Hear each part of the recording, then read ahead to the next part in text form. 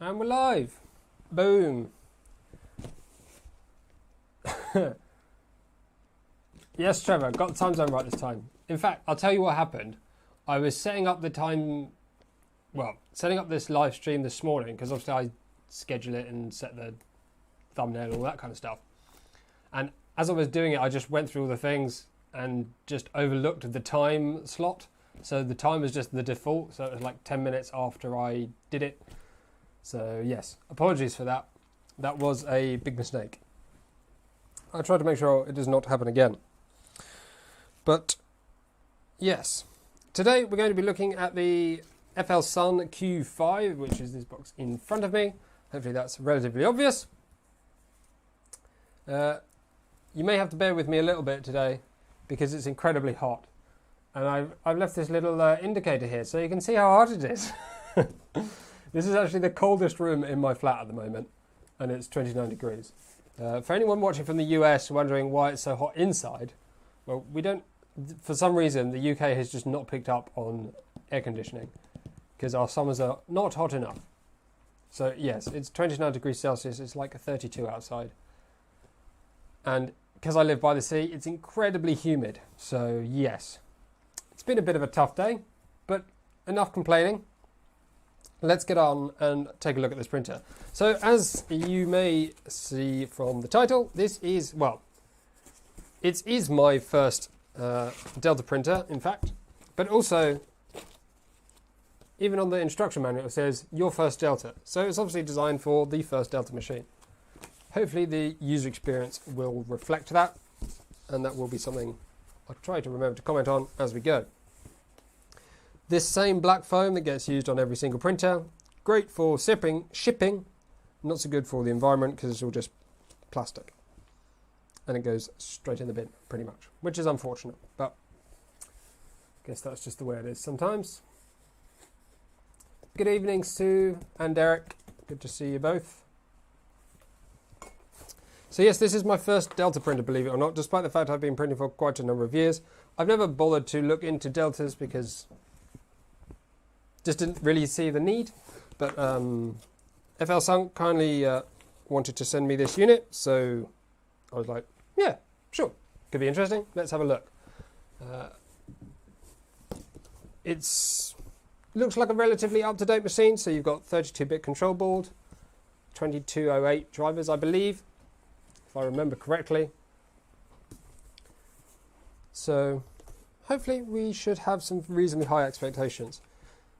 2 different power cords in the box for some reason. We've got a UK one, which actually looks reasonably decent quality-ish. Better than can be found in some others. And then the European one, or is that US?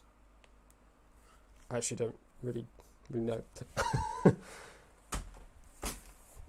Obviously, I'm only going to be needing one of those.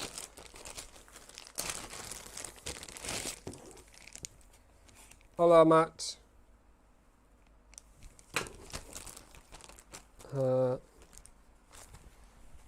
USB cable for connecting stuff, presumably.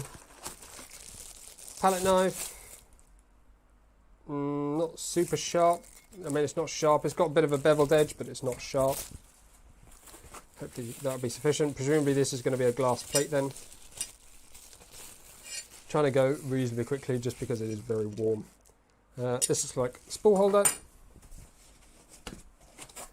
I did actually get some of these bits out of the box earlier, just so I could check what was on the USB drive. Based on the fact that it's designed to print very fast and I don't have pre-made settings for this machine, I'm just going to run the included print today and hope that it's not too long. In this little baggie of bits, you've got a lot of screws. Nicely, the screws are all the same by the looks of it, so for anyone new to assembly, that's quite a nice idea. Zip ties in a little pluggy.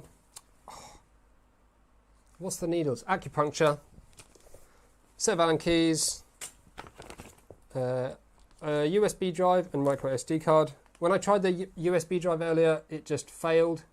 Don't know what that's all about. So no high hopes for either of those, but they are included.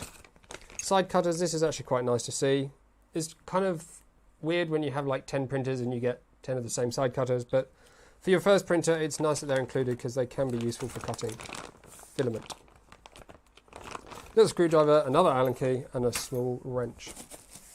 Not quite sure what order to take this stuff out of the box. The build volume of this machine is obviously not a cube, it's round and slightly conical, because that's what you get when you have a Delta machine, where it's conical towards the top as you start to have limitations on the motion of some of your axes. But it's a 200 diameter and 200 height, approximately. I assume that's the height at the peak, so if you're filling the 200 diameter or getting near to it, then you won't quite get to 200 millimeter height. Well, I can't rhyme live, that would be quite a challenge. So this is the rods that are standard for Delta printers. They look like a injection molded fibre laid ABS or polycarbonate or something, very rigid, very stiff, reasonably lightweight.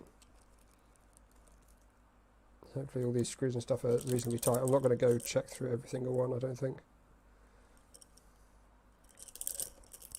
So 6 of those, 2 for each of the arms.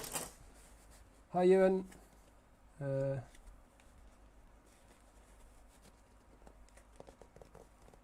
Has anyone here got the Sidewinder X1? I do. Yeah.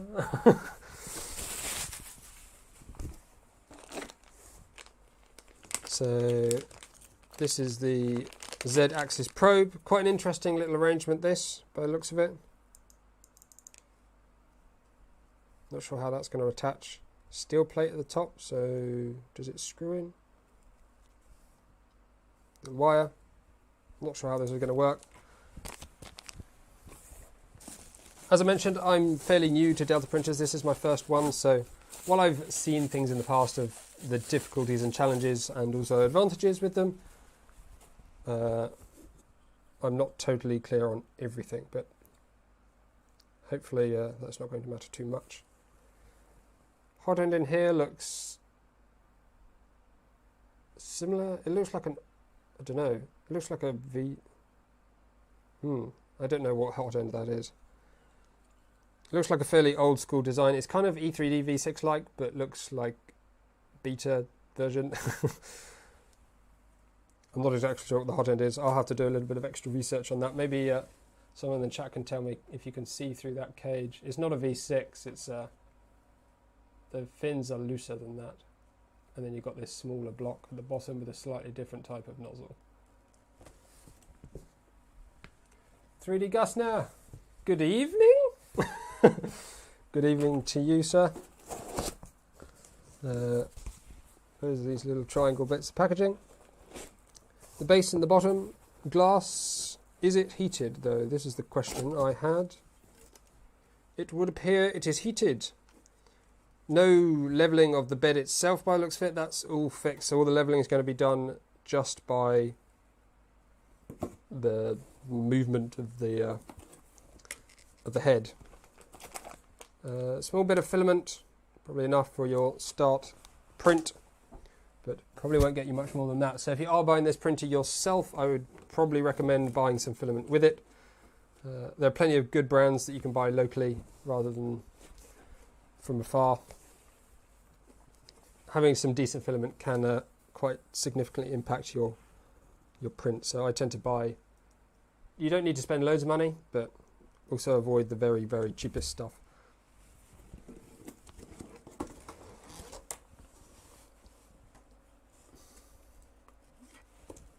$32. Yeah, it's incredibly hot around.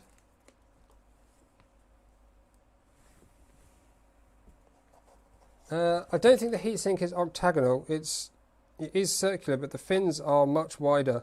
It does also look like it's just a PTFE line, not an all metal. It does seem to be using a cartridge thermistor though, which is kind of neat.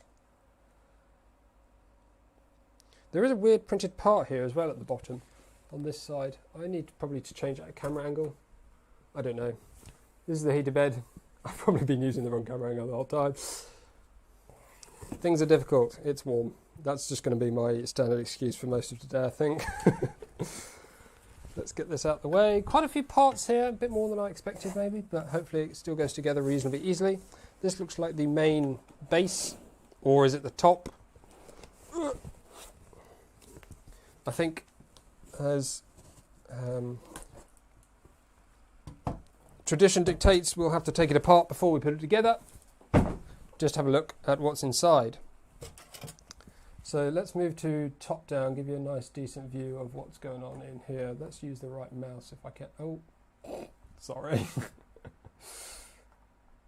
That temperature is just climbing. When I sat down and was getting things just like a little bit tidy to get started, that was at 28.5 on the in. There's an in and an out because it's one of these thermometers that you like have a plug with and you sneak it out the window so you can get it inside and outside. But they're both inside. One's just at the ground level and one's at my level. Wow, it's warm. So you got a power supply crammed in here, 24 volts, 240 watts by the look of it. It's not a lot, but it should be enough. 3 motors, 4 motors, heater, bed. It's quite a small bed. It's insulated as well. Just on the edge, I would think. Looks like a maker base board, MKS maker base board. So that's fairly neat. Let's take a look on the inside. It looks like there's not going to be any warranty stickers as well, which is also quite nice.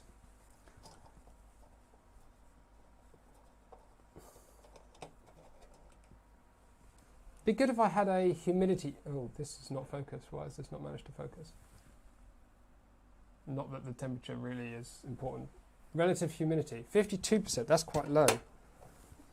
I'm just very complaining. British people are very complaining about the weather, if you hadn't realised already. It seems to be a thing that we do. It's always too hot or too cold or too rainy or too dry. It's never just, that's the weather and we'll accept it as it is. So, taking off the top. So, MakerBase MKS Robin Nano version 1.2. So, fairly decent 32-bit control board. It's not the very newest top of the range, but it's still pretty good. Oh, got to find the right mouse. Here we go. So, in fact, let's maybe move this for a second to give you a little bit like that as well.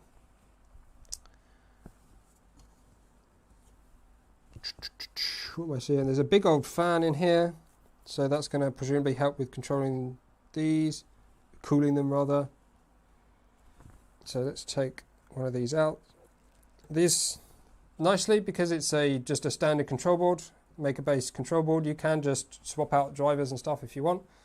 There's nothing proprietary about it. These are 2208s, but there's one there that's a blue PCB, so I suspect that is different. That's an 4988, so this looks like the Extruder. Not the end of the world, but for the price difference, it seems an odd choice to get 3 of those and cheap out on the last one. You were so close, my friends, but you didn't quite make it. So this control board gives you USB and SD card, a micro SD card, I should say, sorry, for connections. Same issue that we had with connectors on the last printer. They don't really fit. So they're kind of jammed in there. They look like they're reasonably secure, but I'd love connections that actually fit. And then you just got, what are these? Presumably XYZ end stops. Oh no, these are fans. That's just straight power. That's power as well. So where are, okay, those are end stops. Okay, cool. See if we can get you a little, oh, I just have my head over the top of it all the time. What a fool. Let's give you, there you go. Oh, this way. Try not to break anything in the process.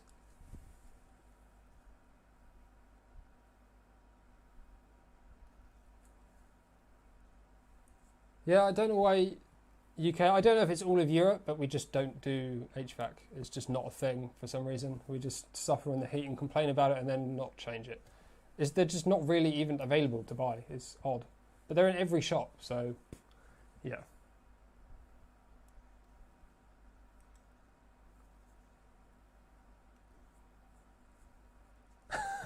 Ram fry, hello. I did eat dinner before I started.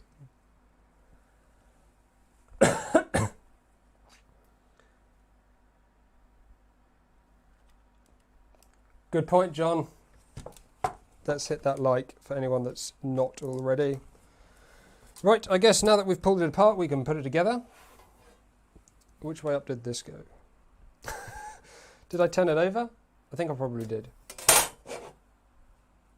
It looks like the location of these holes is going to be important, but I don't know why.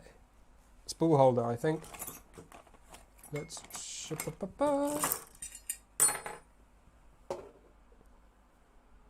That's going to there, so maybe like that direction is going to be best. Then that goes here. Cool. That way around looks sensible.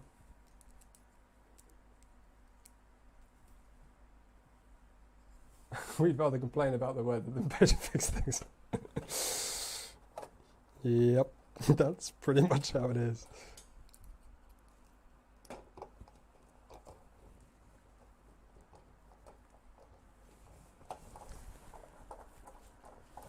These threads are really tight for some reason.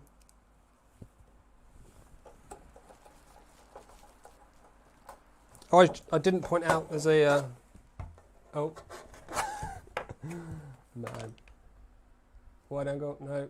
Top down, there we go. Touch screen on the front. Fairly small one. Oh, that's not been successful, has it?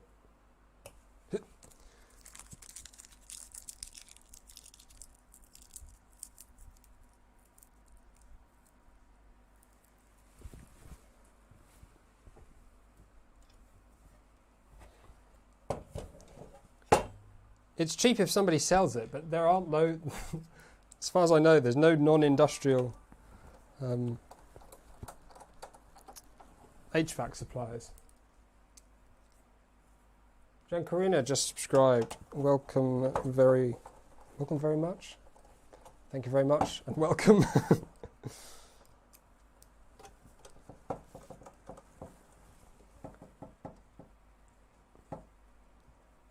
I wonder how the Wi-Fi ESP866 gets any signal inside this Faraday cage. You're going to need one with external antenna. Yeah, that's true. I mean, it doesn't have Wi-Fi enabled. Like, maybe that's why. Maybe they tried it and it didn't work, and they didn't know that it would be a Faraday cage. But so I guess that would be an upgrade you could do yourself. But as you say, bit of a hassle. So I think these connectors don't need to be tied down inside. That's just for assembly, for shipping rather, to keep them sorted in the right place.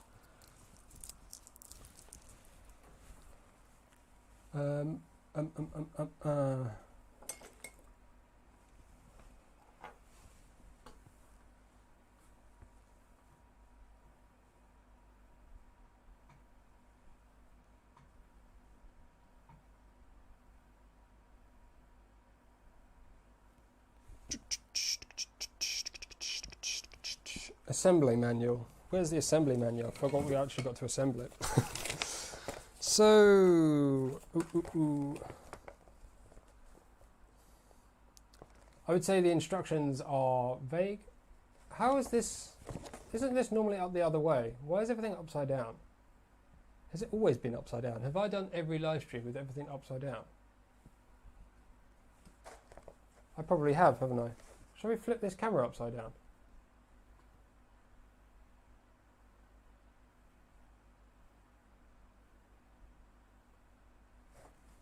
There we go. That's probably a good idea.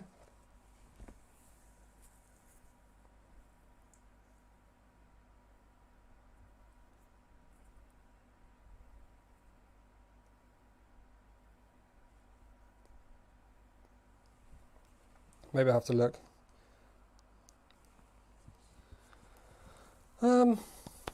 So assembly is like 2 steps by the look of it. Just screw everything together. Stop complaining and just screw it together. Well, it looks like I'm going to basically make it up as I go along, because it's so simple that they didn't want to overdo the complicated instructions. So this goes in somehow, probably this way.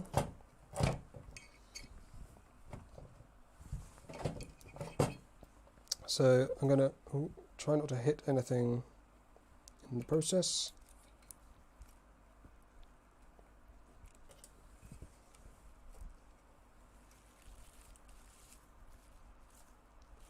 So this just sneaks in the top, hopefully.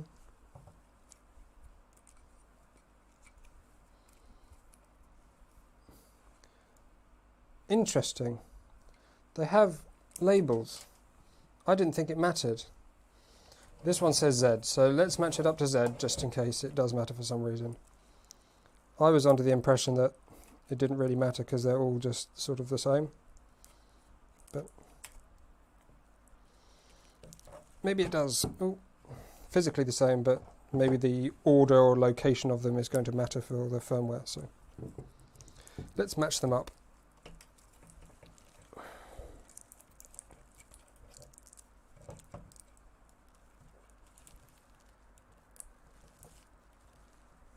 I feel like if these stepper motors were up the other way, that would be so much easier. Or just in the side. Why does it have to be in the top?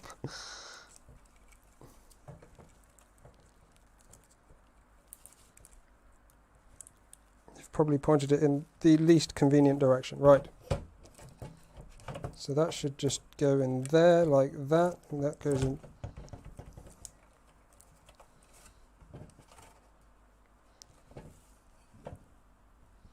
Okie dokie. Oh, nothing's in the right place today, is it?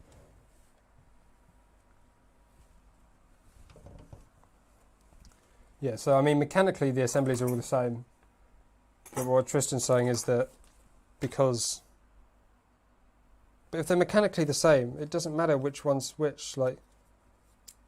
They're mechanically identical. If they're mechanically identical, then it doesn't matter which one you plug in.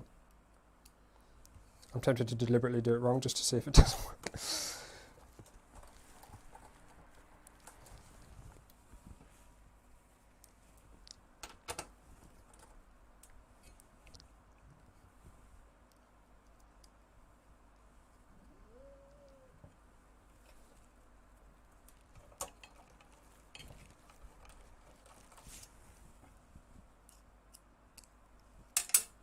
Oh.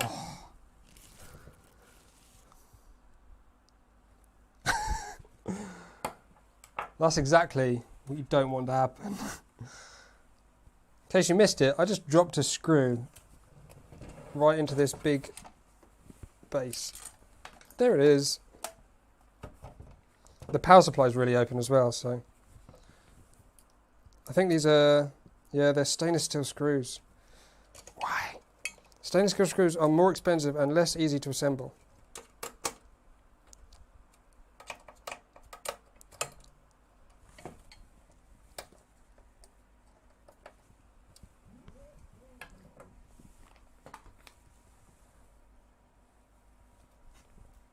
Chat has apparently disconnected for me.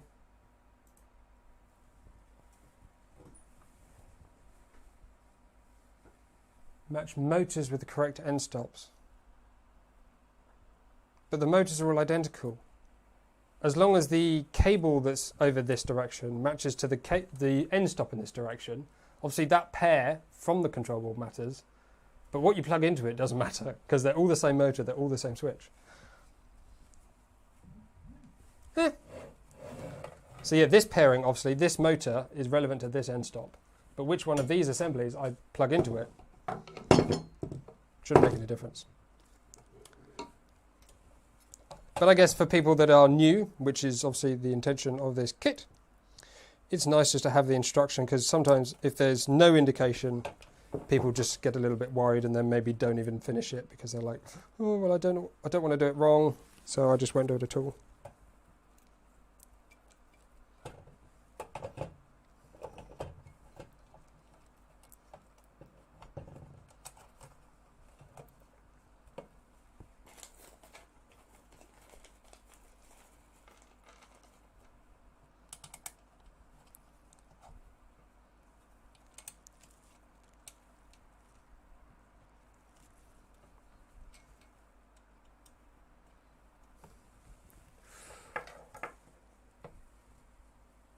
Why would you build a Delta printer and not take advantage of the fact there are only 3 places that need to move?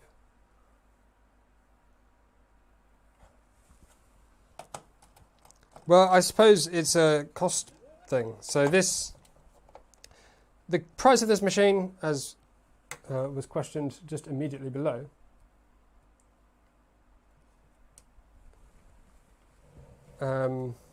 Felix, good question. As always, obviously, it depends where you're looking to buy it from. I've left an affiliate link for Banggood down below. The price on Banggood at the moment is, I think when I checked earlier, it was around £167 or something. So really pretty cheap, Ender 3 price. In fact, considering how the Ender 3 is basically out of stock and everyone seems to have raised prices around Europe and UK, this is considerably cheaper than those at the moment. Ender 3 for prices in the UK are like 230 at the moment. So yeah, this is a reasonably good price. But if you buy it from Amazon and you want it on Prime, it's like £250. So depends how immediately you would like it delivered. What I am liking is the fact that it is all metallic construction. That gives some confidence in its durability. Delrin wheels is, to me, not the end of the world. It's a low-cost machine. I'm not expecting super expensive components in a low-cost machine. You just don't need it.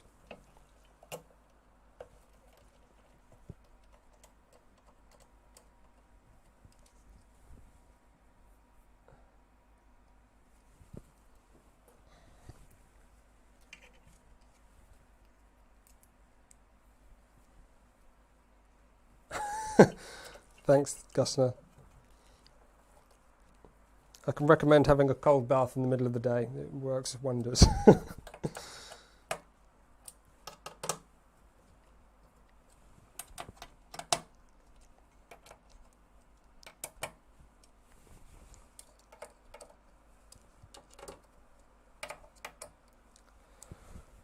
Cool, that's that lot done.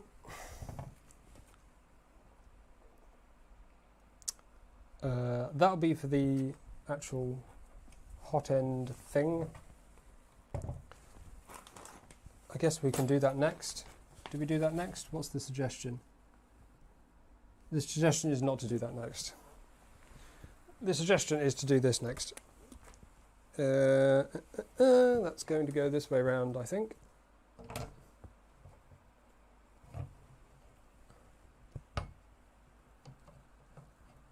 Okay.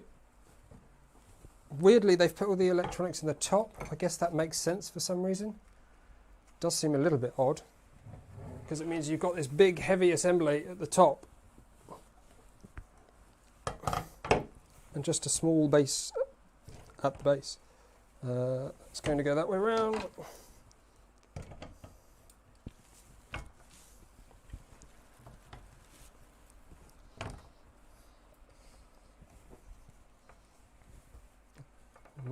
Yeah, this printer might be best at printing upside down, just to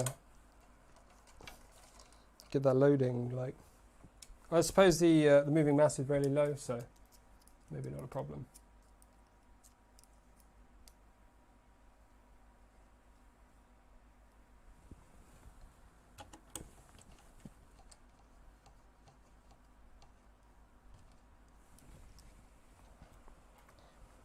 I guess some more in-depth testing will really let me be able to determine if I think upgrading those wheels is worth it. But because sometimes with some more in-depth testing, you can find things that you wouldn't necessarily expect to be an issue. So it might be like, yes, the wheels could be upgraded, but if the power supply is not powerful enough and the extruder doesn't work, then it's like, well, yeah, you can upgrade one thing, but if everything else is still pants, that's not worth it. But if it is the limiting factor in the print results, then yeah, it definitely is. If you want to spend money on making upgrades, then this would be a reasonable thing to do. Cool. Let's move this. Oh.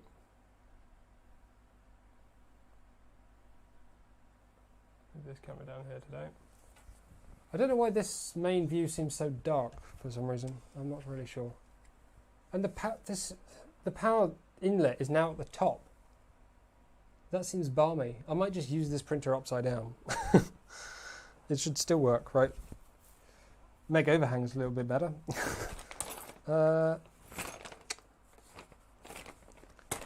What's the next suggested step?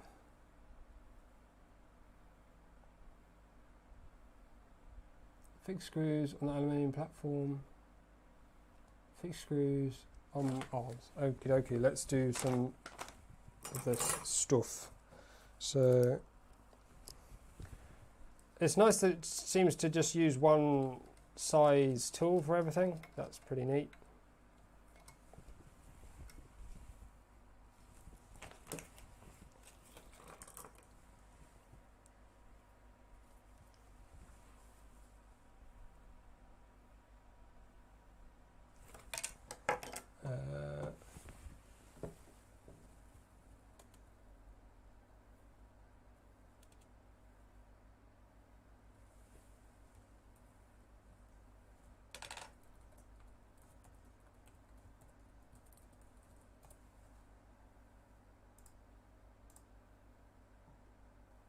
Sorry, just give me a second.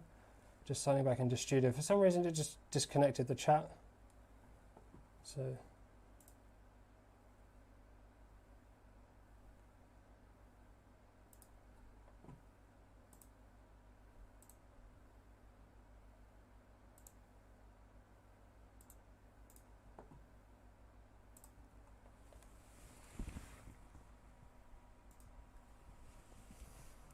Right, so let's carry on. These are screwing in, well, the first one's screwed in reasonably easily.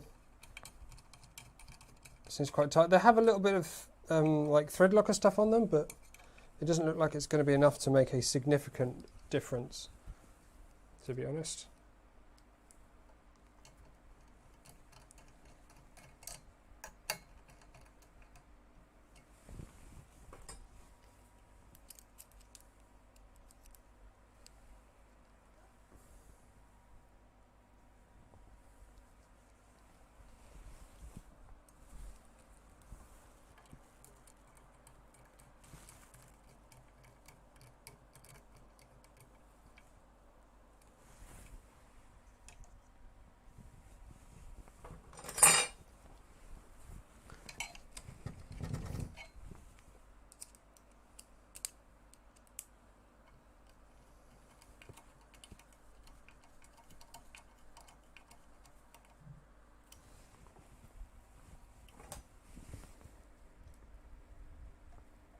Top-down camera is probably not doing a whole lot at the moment, is it?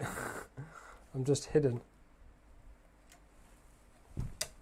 Right, let's get this up to the middle height here, maybe that, and we'll switch. Put in the, what do you call this? This has a specific name, doesn't it? What's the special name for it? I'm sure someone will be able to correct me. I keep thinking assembler and extractor, but it's nothing to do with those words. Toolhead? No. I don't know. Special name there is for effector. That's the one.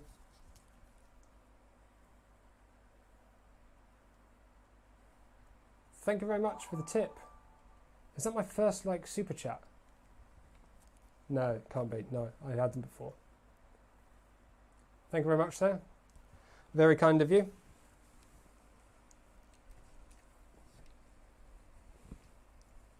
So that's gone up into what they're calling a Titan extruder. It's not an E3D Titan, it's just a generic Titan. Titan of industry. It's not particularly clear which way around this is meant to go, so we'll just put it on somewhere.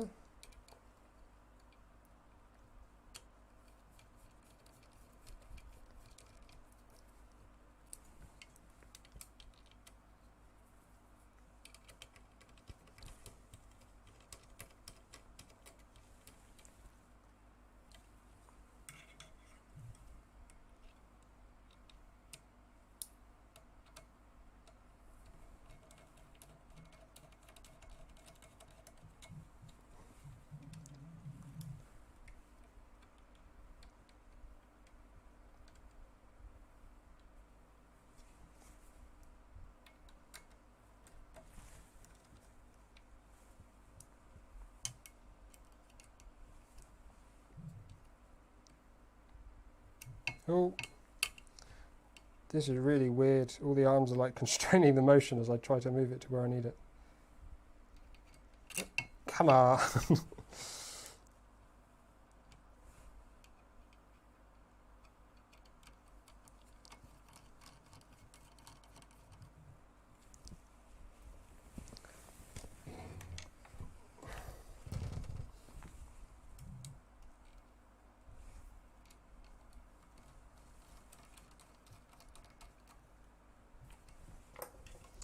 So we've got some decent locking connectors, that's nice to see. So often the connectors and wires are really overlooked, but I mean the quality of the connectors I can't really speak for, but the fact that they're locking is kind of what I'm getting at. That's definitely good. Seems to be an extra connector here, that must be for something else. Oh, is that for the sensor? It must be for the sensor. Level, it is, it says level on it.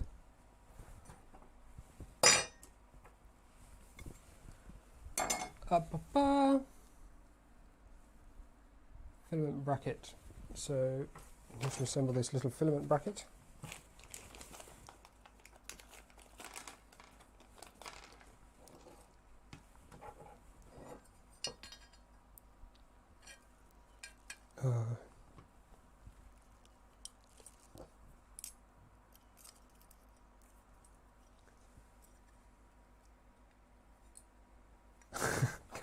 I'm doing temperature check.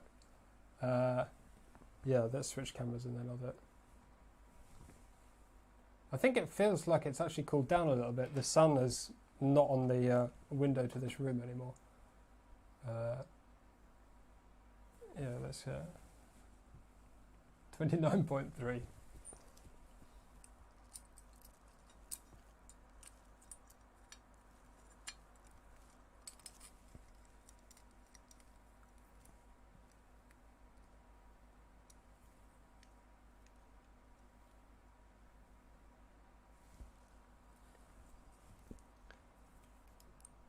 Yes, so this is one of the things I've seen with deltas, that they sometimes hang the effector, hang the extruder in the middle here from the top of these carriages, so it's not adding mass to this moving part, but it makes the Bowden tube much shorter.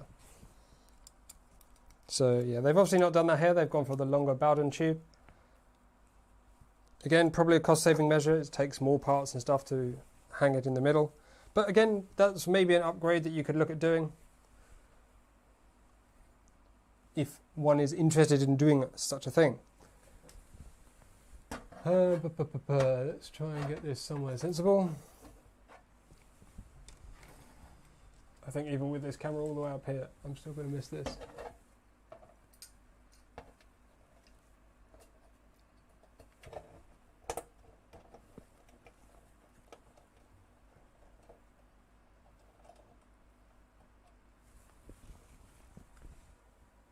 Yeah, who needs a heated chamber when you can just have a room that's 30 degrees?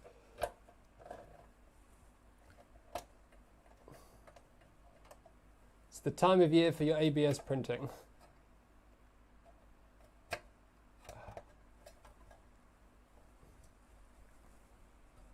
Well, that top's a little bit flimsy, but I don't think that's going to matter. Okay, that's a little bit a little bit wibbly wobbly, but I think it'll be all right.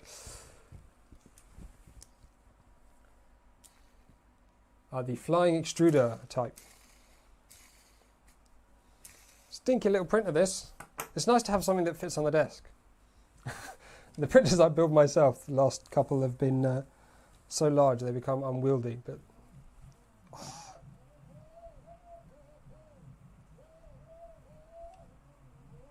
isn't that just addictive? This motion is just, there's something about this weird, it's so weird. Anyway.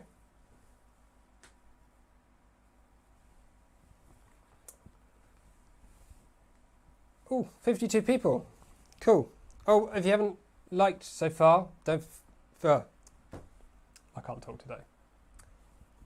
Like the stream if you're enjoying it. That sounded like a command. Feel free to. Yeah, go ahead. Or subscribe if you want to see more stuff like this. I'm trying to do these sorts of live streams of unboxing new printers every Sunday around this time. It's nice to kind of get introduced to new technology and new printers as often as possible. Got it. So, yeah, if you want to subscribe, you can do that.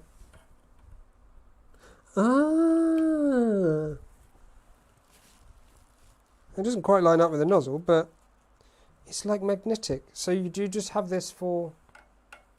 It doesn't... You can't really magnet it anything else.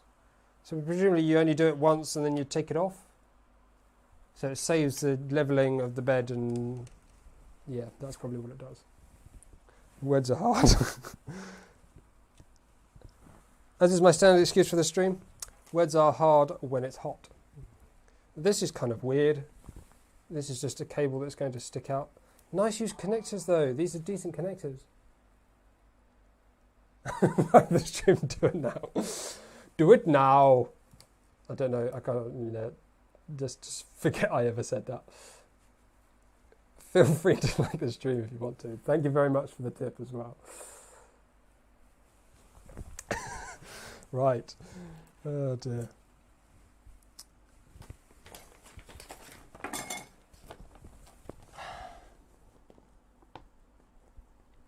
Connect the connector. I think I've connected the connect assembly auto level wire pass through parallel arms connect terminal. What?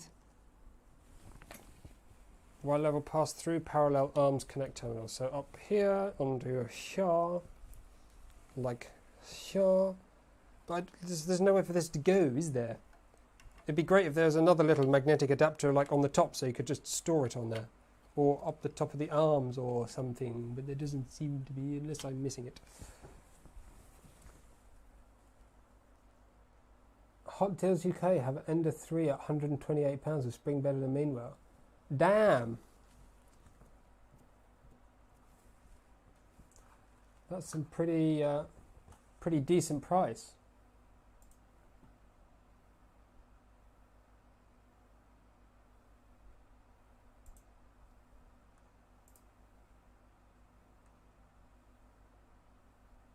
The Lotmax SC10 hopefully will be next week. I have, they did offer me one and it is on the way, so it shall be coming. I don't know exactly when though, because deliveries are still all over the shop. And I think it's coming direct from China, whereas some of these are coming from like Europe and other UK resellers and stuff, so. 128 does seem ridiculously cheap. How on earth did they manage that? Who knows? Creality make a lot of printers. It'd be interesting to buy another Ender 3 now, actually, and see how different it is, like the first Ender 3. I bet there's so many differences. I could do a video. Is the Ender 3 still the Ender 3? Anyway, enough about that. I think I've done that. Assemble auto level, connect auto level module, turn on the power, click tool. Click Tool, Auto Level. Click Auto Level. Hit the bed, blue light. Hit the bed, blue light bright.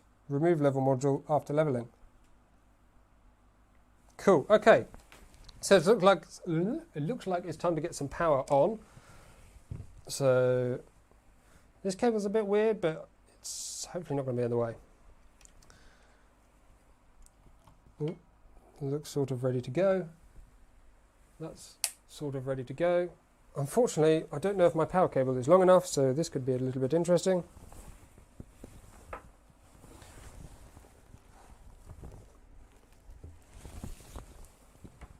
Well, yes, it's sort of long enough.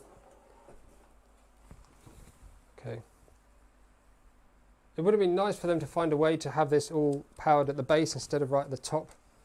It does sound like a bit of an inconvenience.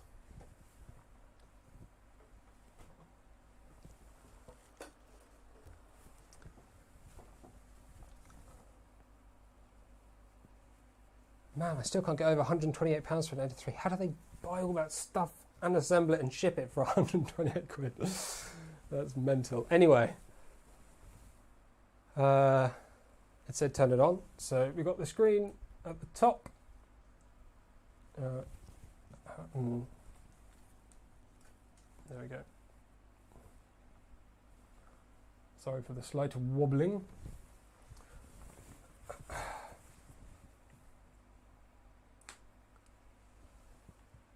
So we've got no filament yet, but hopefully we can turn on and hopefully not get any blue smoke. Fingers crossed.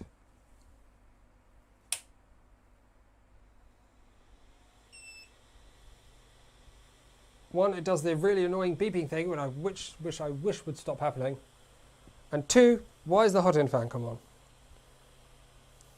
My hot end is not hot. That is a particularly... Okay, it's not that loud, but... I mean, compared to the Ender 3 power supply fan, man, that thing is loud. Huh, interesting. So, on the little touchscreen, I think this is actually plenty big enough for a touchscreen. You can get like 7-inch touchscreens, but the interface is the same. You don't get any more buttons, everything's just bigger. So I guess if you've got enormous fingers or have difficulty with like precision movement, then yeah, I can see a decent reason to get it. But while the interface is not really adjustable very easily, I'm just inclined to go for a little one. Tool. Auto level. Well, it's even flashing for me. Go. Please plug in leveling switch module before auto level. Is that telling me it's not? Because I'm pretty sure it is.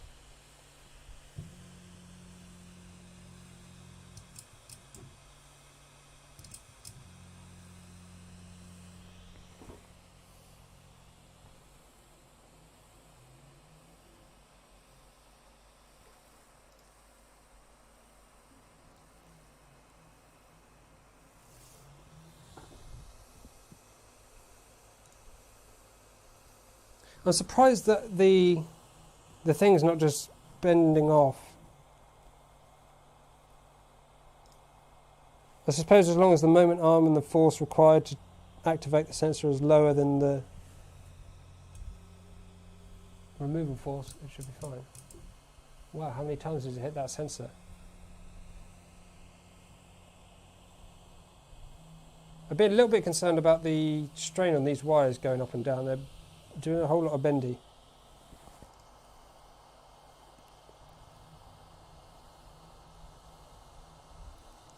Okay, it looks like it's going to repeat this sort of process a couple of times. Sorry, I should have the camera down here.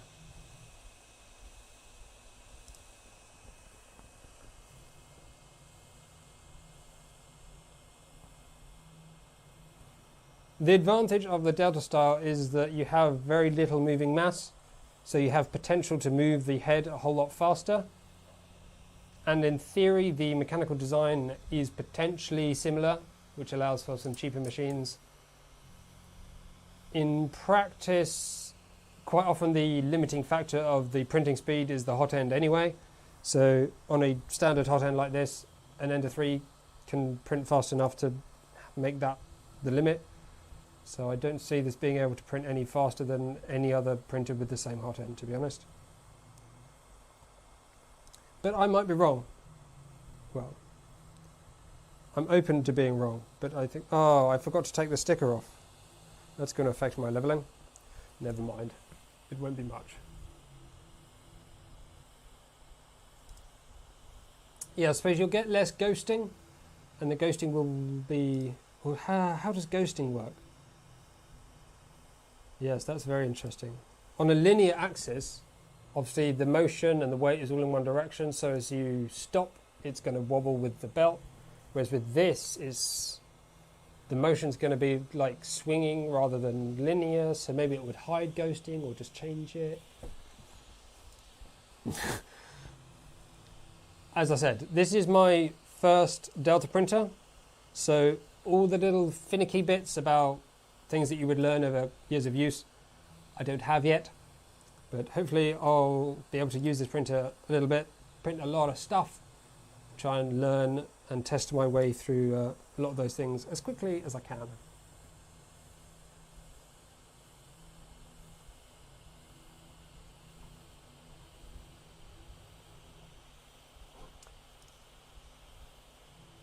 Yeah, the speed is one thing that I wasn't sure about. So today we're going to just do there's 2 prints on the SD card. We're going to do one of those. It's a little elephant. Don't know who the owner of the model is, unfortunately. So that's the plan. So that will have settings that is provided by FLSUN. I don't know quite, I presume you're supposed to pronounce it FLSUN, not FLSUN.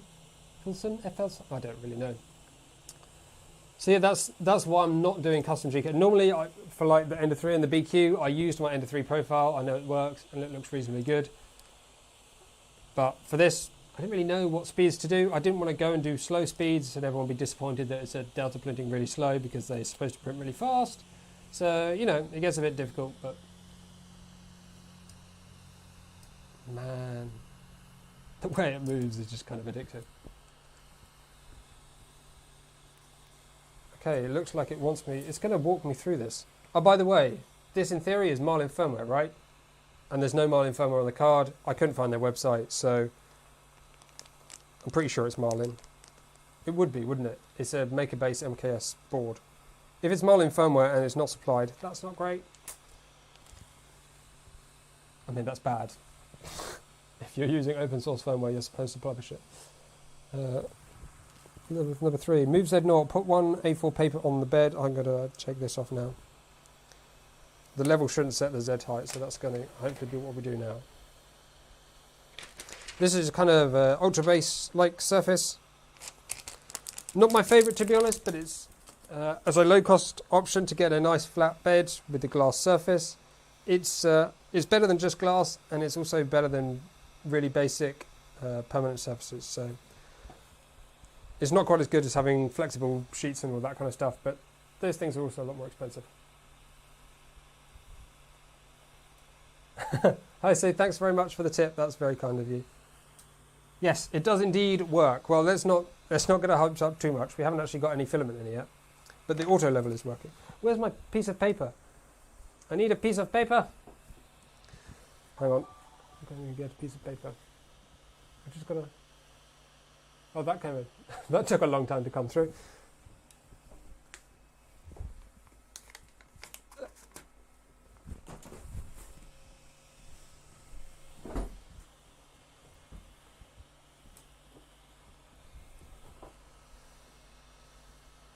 You don't think it's Marlin? That's interesting. Well, if it's not Marlin, like, we could probably make it Marlin. That might... Because, like, why would you not? It's so good. Well, okay, it's a lot better than SmoothieWare. It's a good open source, free firmware. Move Z0. Please remove leveling switch module before move Z0. Yes, sir. Okay, maybe this.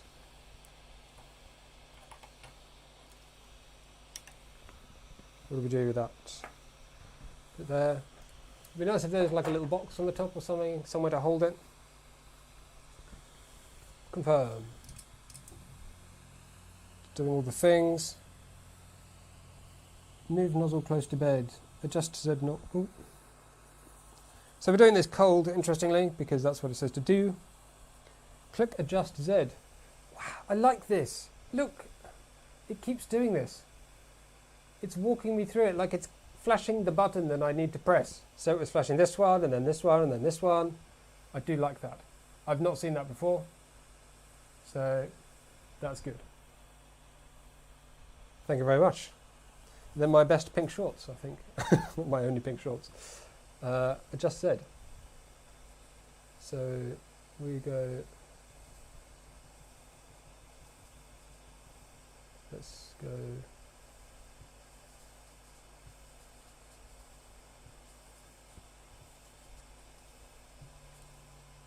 That's too much.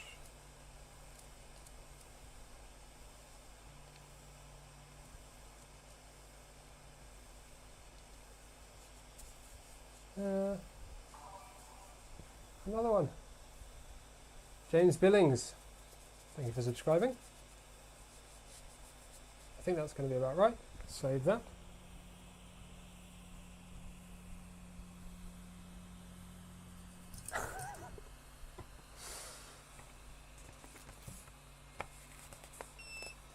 Oh, it's beeping again.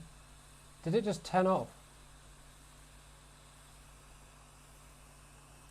Click Adjust C. Add mean raise nozzle.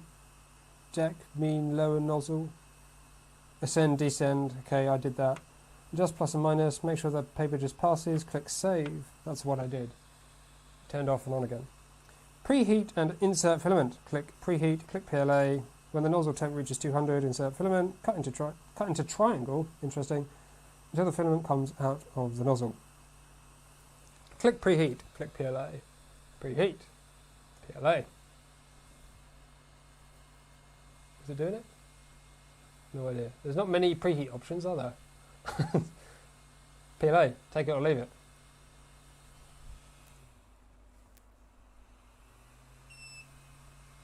Is the power cord coming out or something? If that's twice, it's just randomly restarted. Maybe it's suffering as much with the heat as I am. Yeah, that's just not done it. I think it just keeps restarting.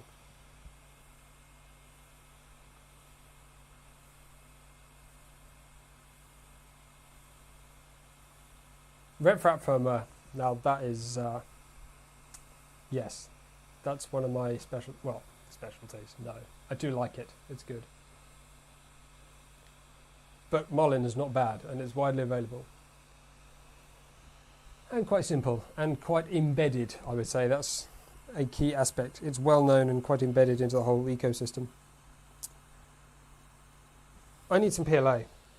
I did mention last week that I don't have any decent PLA around, and that's still true. So, yep. PLA. Anyone got any PLA? I might just steal some of this printer right here.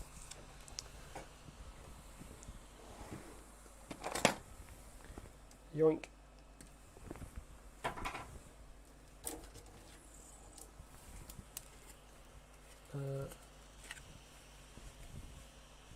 I'm not going to try PETG on the stream just because it says use PLA, so I don't know what its capability is like with PETG.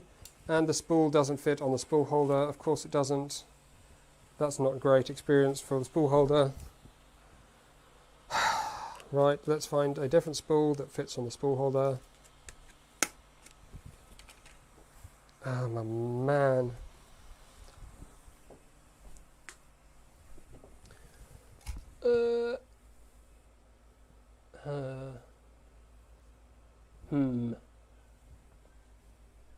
Narrow spool PLA.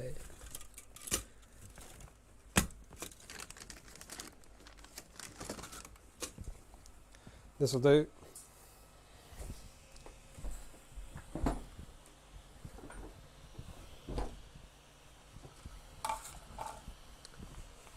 I will be doing plenty of trying, don't worry, but just not on the live stream because I want to make it simple for myself rather than complicated.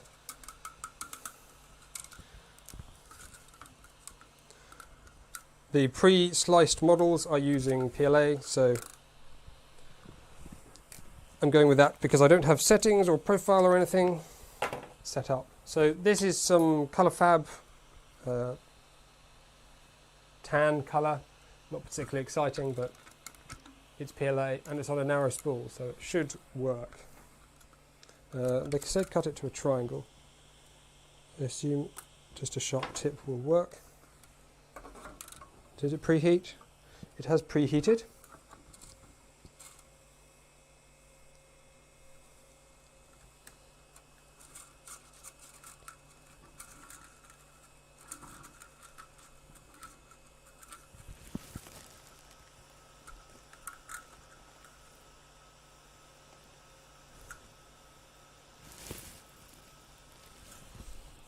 And we got some ooze, so that's looking good.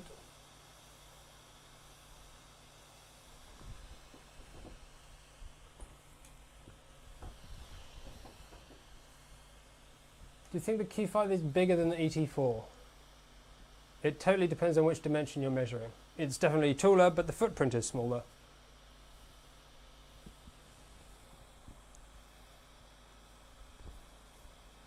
Print volume, the ET4, that was the question. ET4, the ET4 is back in the box, that's gone. Yeah, but they're all similar size. ET4 is larger print volume, but this is, okay, this is very oozy nozzle. Click print, let's find this little SD card, micro SD card, and get something printing.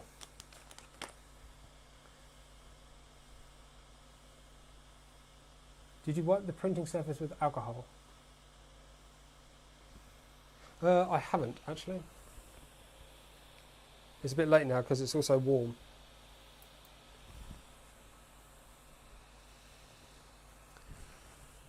This is probably all de-alcoholed now.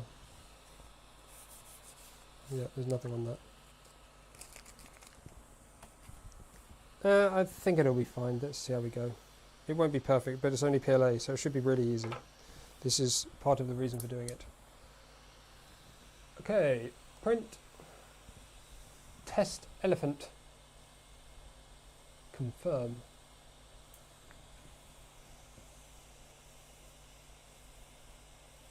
.1mm layers. So hopefully I'm going to see something that's nice and fast and impressive and really good quality. That's my expectation. That's what I've been led to believe Delta printers can achieve. So, will it achieve it? Who knows? Well, I guess owners of this printer, but currently I do not know.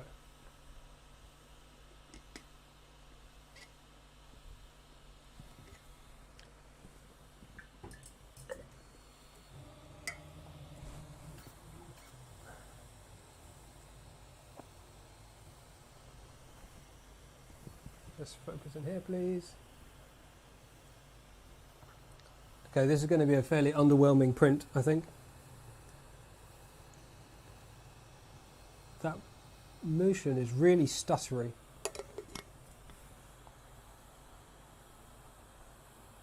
Wow, that's interesting.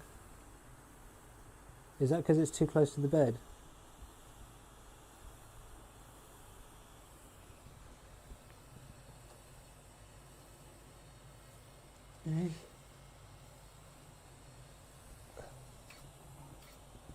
I think the, as always, because the instructions tell you to level it cold, the bed expanded, the nozzle and the hot end all expanded, and then everything was too close.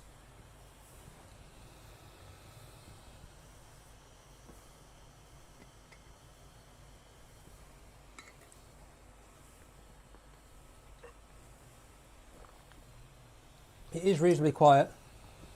It's chucking out a lot of filament.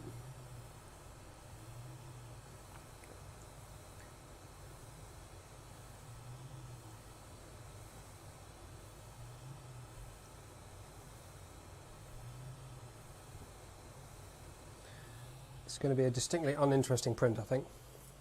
It's just like a 2D cutout shape.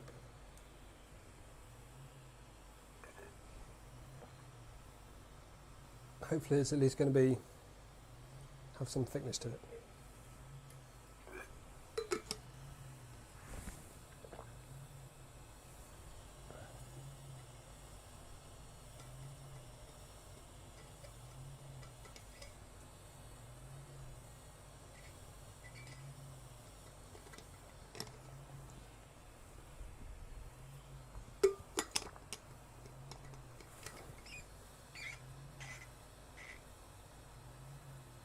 It is a 32-bit board. I think the stutter was just because it was scratching along the bed. It was just... cold leveling just meant it was far too close to the bed. The motion seems to be fine now. We'll see what happens when it gets around that curve again, because that will be interesting if they are having problems with calculating corners.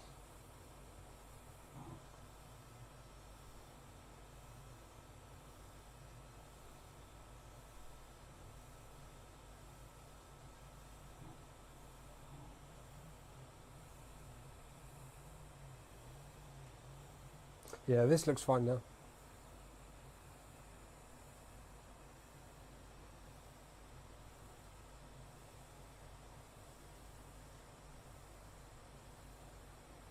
Oh, it's so mesmerizing. I still, just the way whoever came up with this motion system is got to be a crazy person, because it's just so cool.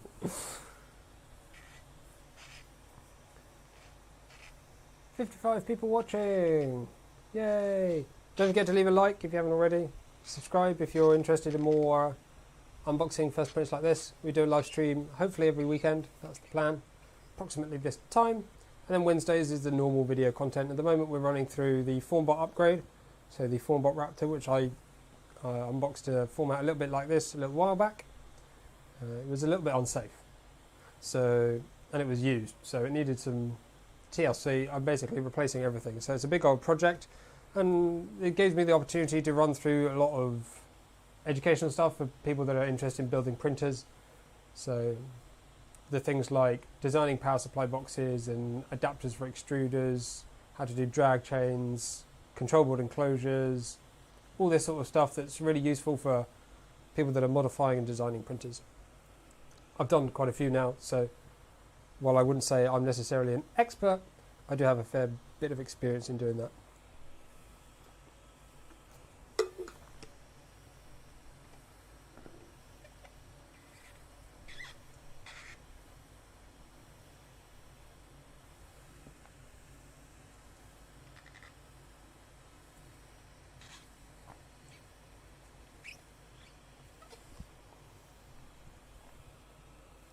Yeah, I do keep meaning to take a look at Clipper. It's been on my radar for probably, what, 2 years or something? No, it can't be that long.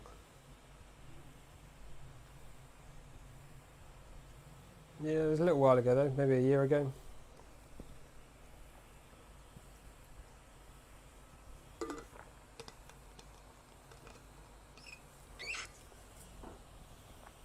I just don't think that's my area of expertise necessarily, so I don't feel I'm in the best position to comment on such things.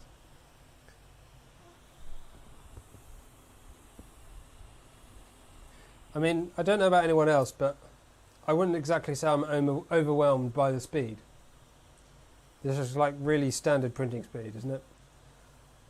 It's just super normal.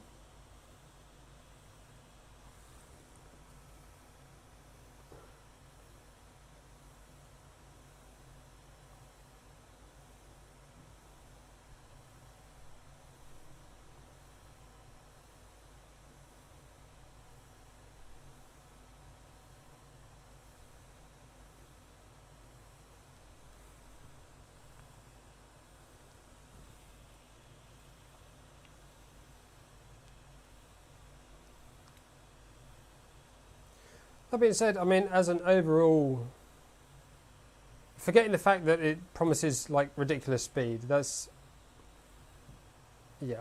I mean, this is probably not at the limit of this hot end, but it's not particularly fast. But all that considered, the assembly's gone absolutely fine. We've not had any real issues there. The control board is decent. It's got a touchscreen, a little bit of an unknown on the firmware. It runs reasonably quiet. The fan down here is the loudest thing, but that's not really that loud compared to other printers. Even the Ender 3 V2 is louder. The BQ, how loud was that? Can't remember off the top of my head. The 84 was like a screaming banshee.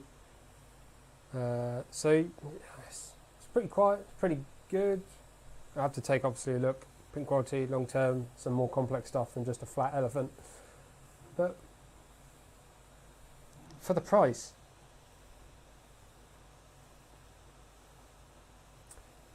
More testing needed, but it does seem like it just feels like the delta of the Ender 3 of the Delta world. It's just like it does everything okay. Nothing's perfect or extra amazing, but it does all the things that you kind of need. It has been simple. I mean, I don't feel I've used any special knowledge in order to set this up. Just followed the instructions, doing what it told me to do. It's probably still quite an expensive gift, as it were, but if you're getting started, I suppose diagnosing issues that could come down the line would be more difficult for someone with no experience. But in general, this seems pretty cool.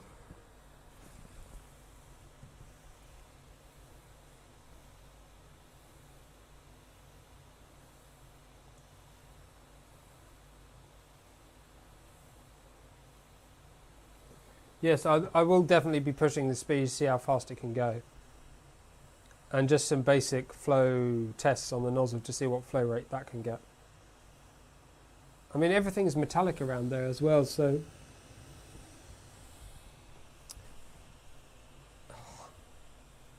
kind of liking this printer. Still early days, obviously. I could quite easily find some big flaws during some more detailed testing, but it's ticking all my boxes at the moment. They've even included this little collet clip around the top to stop the tube moving, and one up here.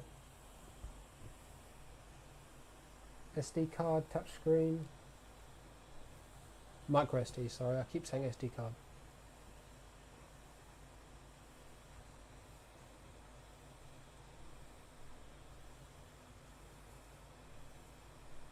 It is pretty quiet. How's the temperature doing? We're at 29.5 degrees. It's pretty warm. I do have a fan blowing on me constantly, so if there's been some buffeting on the microphone, I do apologise, but I'm not going to change it because otherwise I will overheat.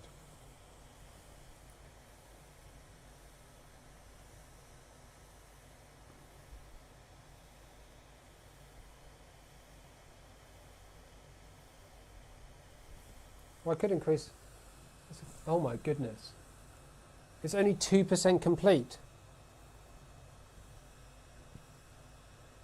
Okay, I don't think I'm going to be sitting here watching the whole thing. That seems weird. More speed.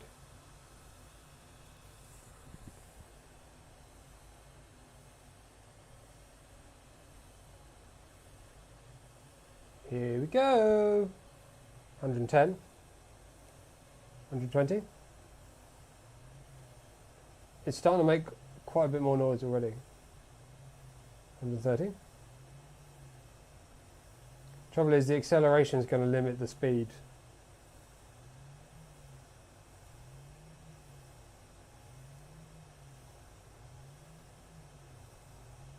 160. 170. 180, 190, 200%.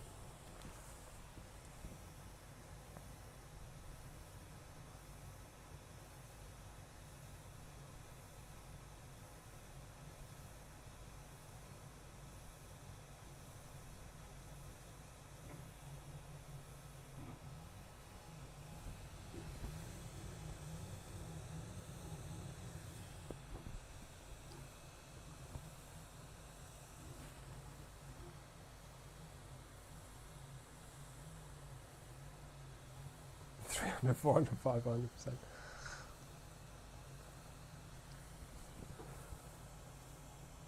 $210, $220. Bear in mind, guys, this is changing the speed, not the acceleration. And on such small moves like this, I think we're already probably hitting the limit.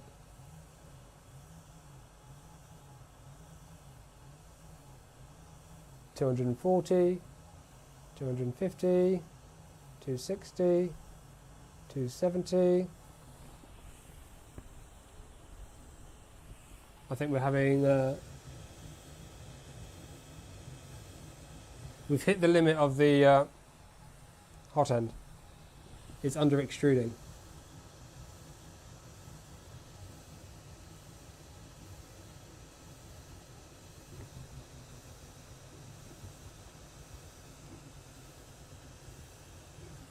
So let's bring it back down again and see where we, 220.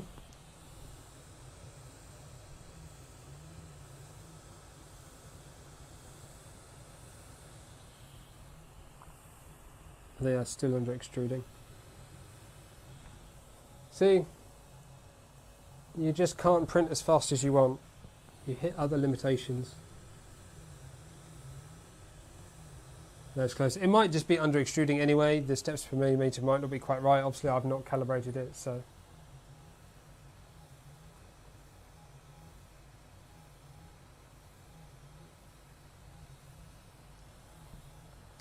This is why I think Delta printers really need to have volcano, or I should say volcano style. I think that's just a wasp entered the building from somewhere. Yeah, they really need volcano style high flow hot ends, because that's the only way you're going to make use of the speed. This would be really easy to enclose as well, actually, I think, wouldn't it?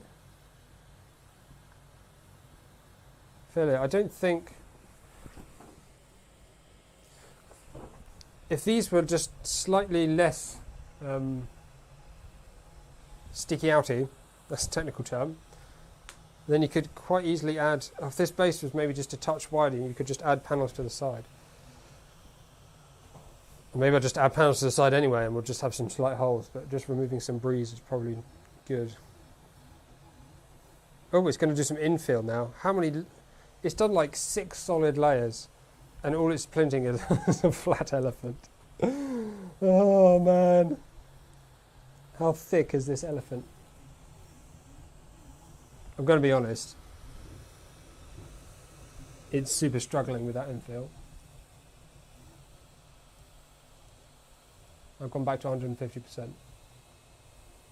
It's 15 minutes in and it's done 4%. So it's now at 5%.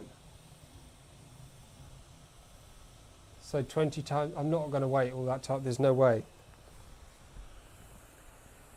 We keep going with questions for a little bit if you like, and then we're just going to stop because there's literally no point watching an elephant print for like 4 hours.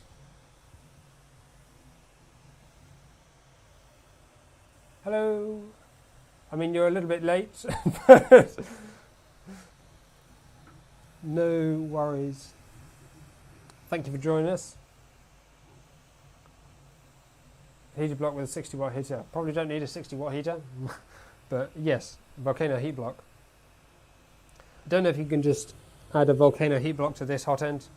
It'd probably be wise to just change out the hot end.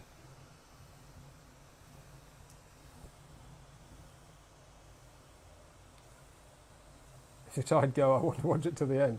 I could leave the live stream running probably, and I'd probably have to turn off the main camera. You just use the webcam because that'll probably overheat in that time. But I wish I could just create quick polls in this live chat. What do you want to do, guys? Do you want to just leave the whole print running and I'll just disappear and maybe come back later? Or, I mean, it may not be feasible for me to leave it running, to be honest, actually. I might have to just stop it anyway. And to be honest, print quality's gone downhill quite a bit. It did not enjoy that printing speed. All the walls look a little bit bobbly. I wonder if it's struggling. This is the problem. Look, you probably can't see that. But because it's so top heavy, is it moving much? Because it's not moving that much, but the infill is super under extruded.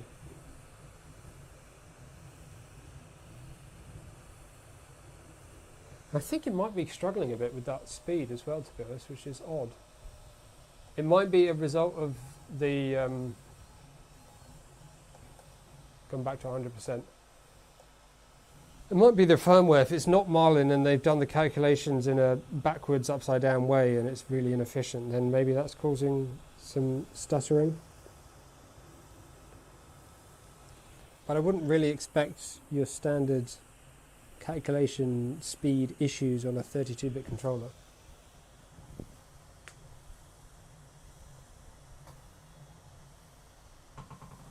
Yeah, man, Mosquito's like the same price as this entire printer though. I don't think I can recommend a £150 hot end for a £150 printer.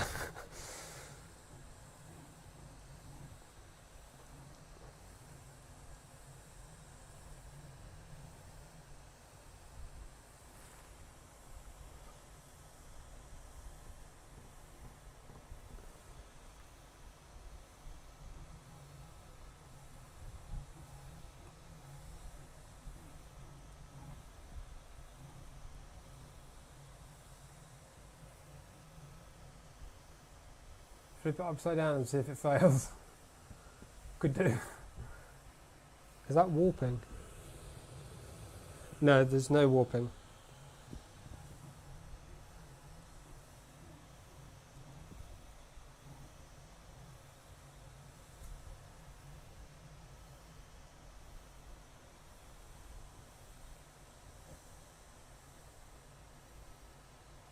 "24 days remaining." Was that the calculation? Surely not. It's nearly 10% done. 10 times 20 minutes.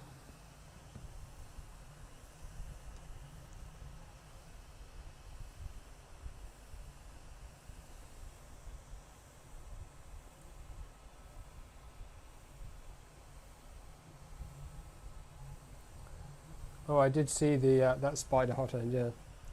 I can't... yeah. It's difficult for me recommending clones. I just don't generally feel good about it.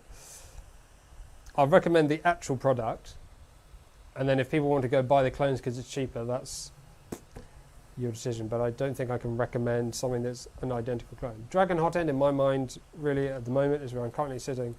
I would not count as a clone completely. Obviously, it's taken designs from the Mosquito, Creality Hot End, E3D V6, whatever you want to say, but it is kind of different.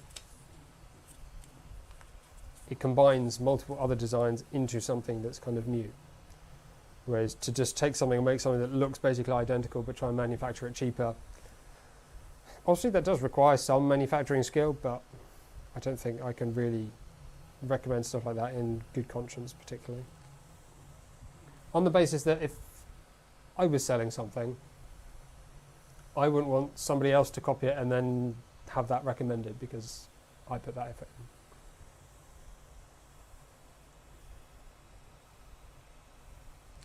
Did Marlin support Delta printers?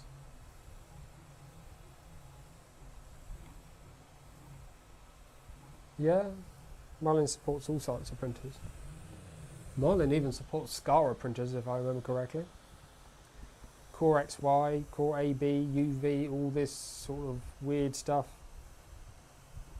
Thing is, once you've got the kind of model for a printer type, a lot of it is the same, as far as I know. You're just changing the motion mechanics and everything else is the same.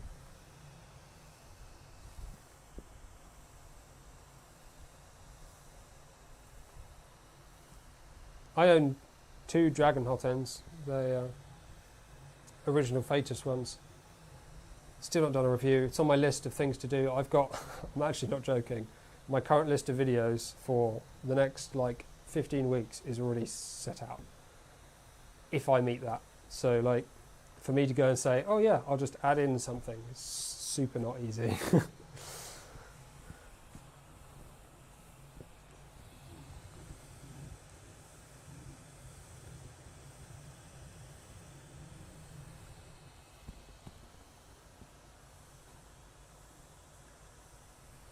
Colour looks a bit funny, doesn't it, on the main screen? It looks a bit orange.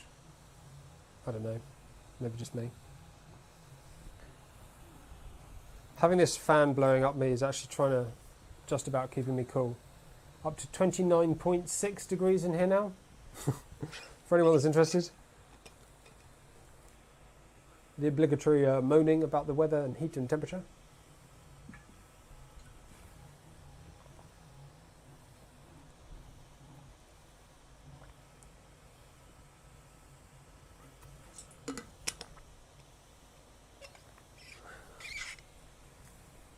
I'm just looking as well on the screen here at the analytics for this stream.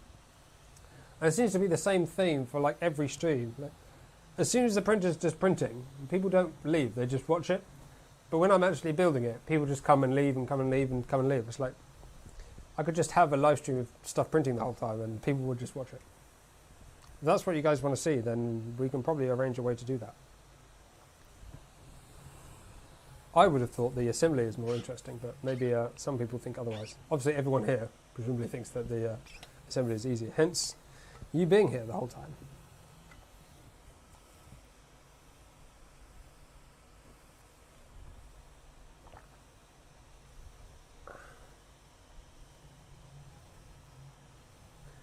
Octoprint YouTube live stream plugin. That would be kind of cool, wouldn't it? So every time I do a print, it just goes live on YouTube and you can watch it go. You can watch the disaster appear in front of your eyes.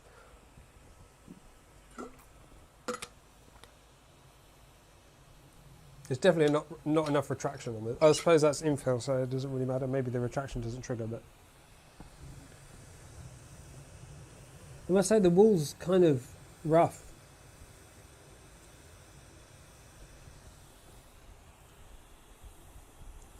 It's probably mostly hot end. I think that hot end is not particularly special. Oh, I have heard of the spaghetti detective, yes.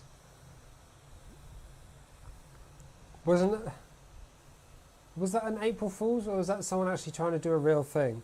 Was it some like camera system that watches the print and if it sees spaghetti, it stops the print or something?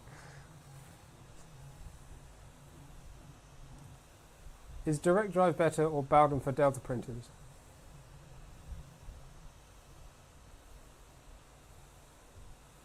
So for Delta printers, ideally in order to maintain their advantages, you need to keep it as Bowden, because that means you have the minimal moving mass. But at the same time, having Bowden in general gives you less control over the filament. So in this case, the extruder is right up here. You can see on the main camera, right up here at the top. And the filament has to go all the way down this tube. But in some other more expensive machines where higher part count and all that sort of stuff, it's actually suspended by some wires in the middle here. So it moves with the hot end a little bit, but is attached to the carriages rather than to the effector. Which means your Bowden is then like 5 or 6 inches long instead of 30 inches long. 30 inches? That's not 30 inches. You know, that long. So that gives you something a bit closer to the direct drive, but not quite as close, but also means your moving mass should still remain fairly low. I mean, Zesty Nimble, yeah, that's probably remote Bowden, remote drive, remote direct drive. It's not remote Bowden. Bowden is remote. It's remote direct drive, isn't it? Because it moves the extruder to here while having the motor on the chassis.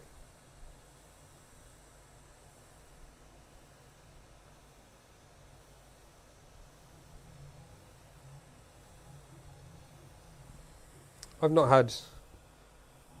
The thing is, the more... Well, this is what I find. Maybe other people are different than me, quite possibly, but I find that the more that I've printed stuff over the years, the less risks I take in printing. So I print stuff that I know is going to work, rather than going, this might fail, but I'm going to try it anyway.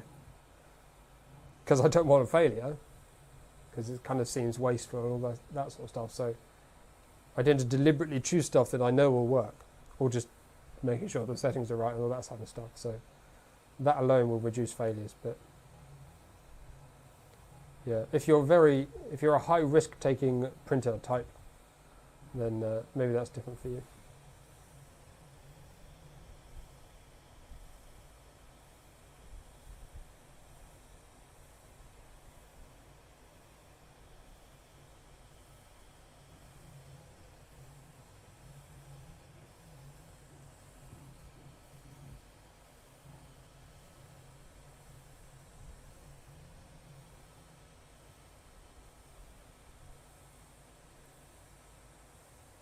If you'd like to try clipper, I can probably work it out. I know some people that can help me with that already. If I needed it, I could probably work it out. But if I'm going to do a review on this printer, I need to keep it as is for now, because obviously reviewing something that's not what you get in the box is kind of pointless. It's not really much of a worthwhile review. It's then an upgrade sort of review thing, which just gets a bit complicated.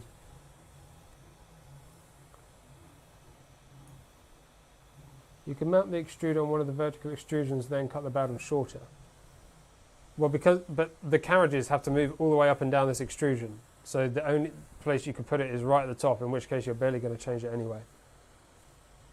Your next best bet would be to suspend it from the top center in here down a certain distance, but then you've got varying length of tube and that gets complicated. So to be honest, the midway suspended by the carriages is probably your best bet, but it's still adding weight to these carriages. That's the downside.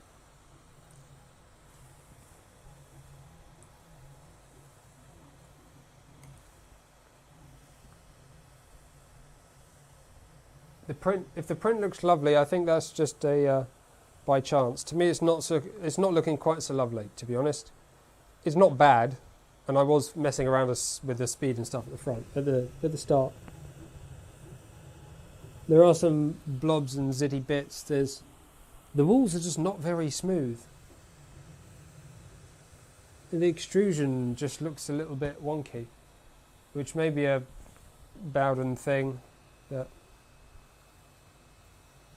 it may be that one of these screws or something is a little bit loose. I've not checked every single screw on assembly. If you were doing this yourself, then I would probably recommend you do that. But obviously, I'm on a live stream. I just want to get it kind of printing. I can look at all these detailed things for review if that's something I choose to do later.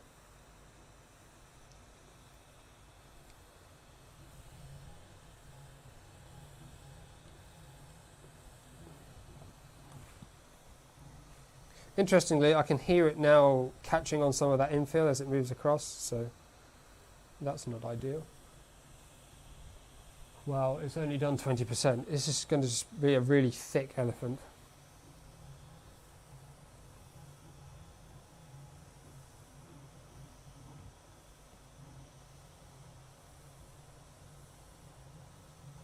What's your absolutely favourite filament? I don't really have a favourite filament, to be honest.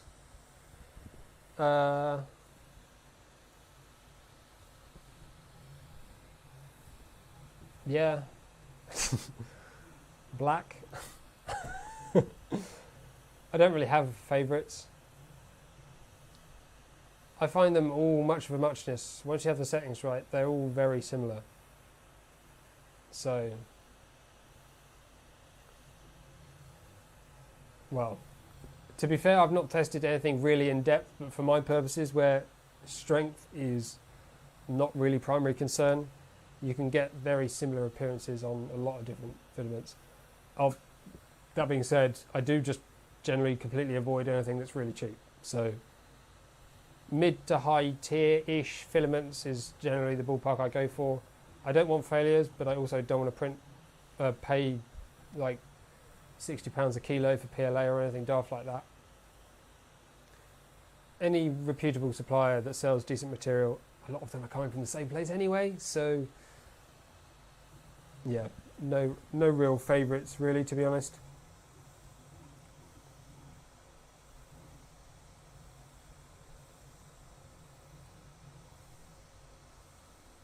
Does Marlin support TMC 256 interpolation? Yeah, it does, yeah. But I don't know if this is Marlin. Some people suggested earlier that this actually isn't running Marlin firmware, it's running something else. Which seems odd for a Chinese manufacturer to have their own firmware, when so many of them just copy Marlin and don't publish the source code.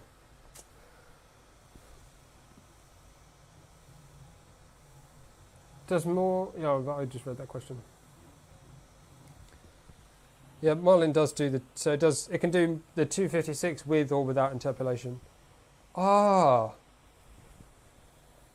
It's using that A4988, isn't it? So you can't do that interpolation for the extruder. I wonder if that's it. I wonder if the reduction in microsteps, the only 16th microstep or something that you get with A4988 is resulting in that pressure differential, basically. That could be interesting. If I could maybe just swap out for 2208 if I've got one, see if it changes print quality.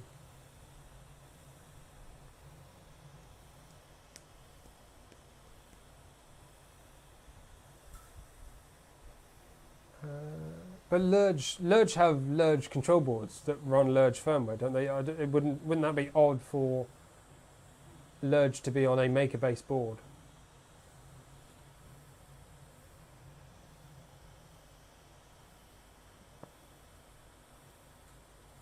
It is pretty quiet. I'm rather impressed by the noise level for this price.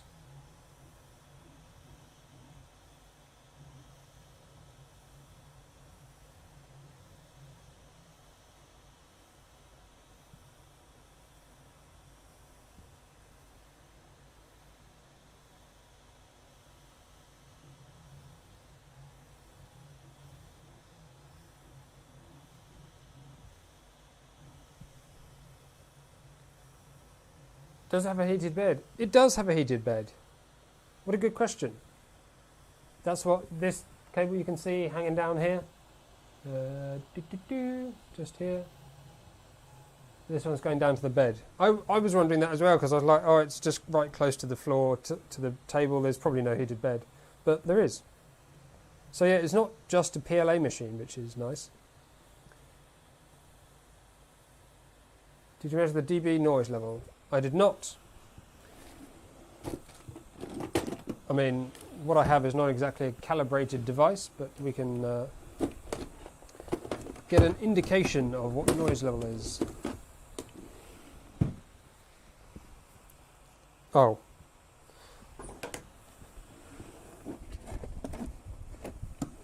Get this doobly on here. Turn off the fan for 2 minutes. Well, this is odd. Oh, it's because it's picking up my voice as well. Hang on a minute.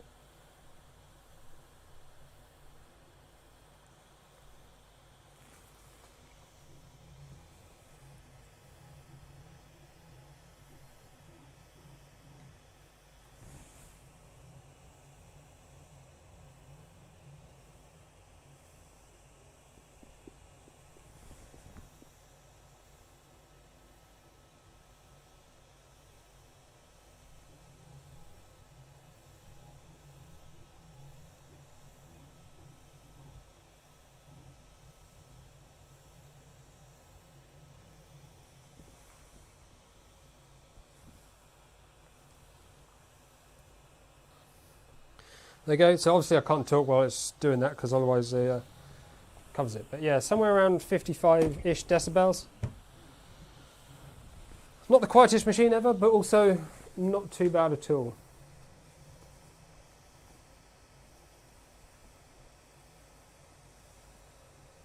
I was expecting quieter.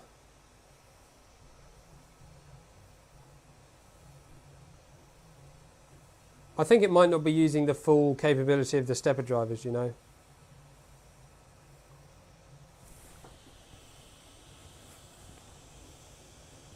I think it could be quieter. I might be wrong. But they've not published any firmware that I can find, so the only way to improve anything would be to just create some Marlin firmware for this printer. I don't know what that QR code's for, I've just noticed that. It has 3 TMC 2208 drivers and 1 A4988. So the A4988 is for the extruder, and then you got 2208s for, well, I would say the X, Y and Z, but it's not. It's the 3 motion things. The 3 towers. Is that the right word? Trying to find QR code reader so I can find out what this QR code is. I'm assuming it's just going to be a link to something. Hello?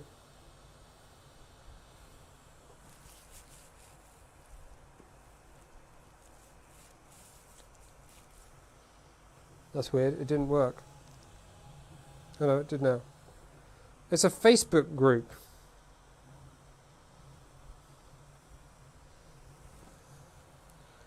The site cannot be... Oh no, here we go. FLSUN Q5 and QQ Mini 3D Printer Owners Group is on Facebook.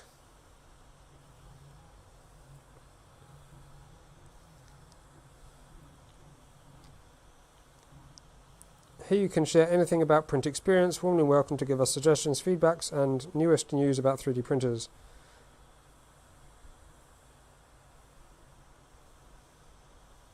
It's a public Facebook group.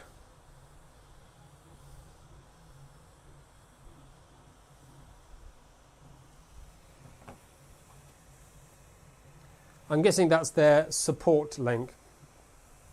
They don't have a website as far as I can find, unless it's one of those, unless it's like a fully Chinese website which just doesn't show up in UK search engines. Ooh, maybe they... This is going to be really unlikely. I don't have Facebook on my phone, so it's not particularly easy to browse.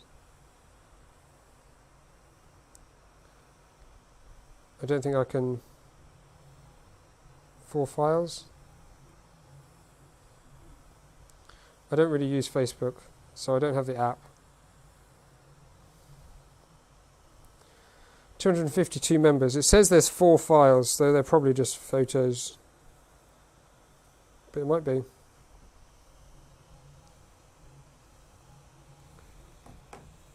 See if I can find out on here.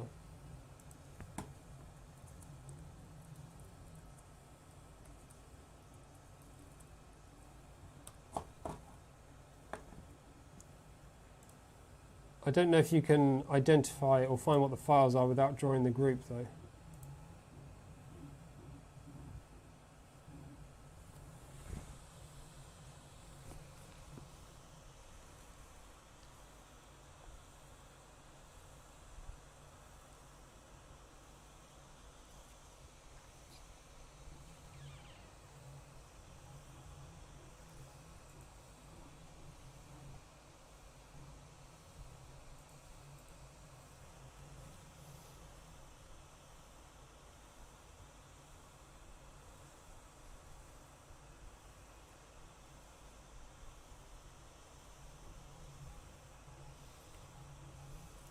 Promise I'm not just using my phone, I'm looking to try and access this Facebook group. No, can't find a way at the moment.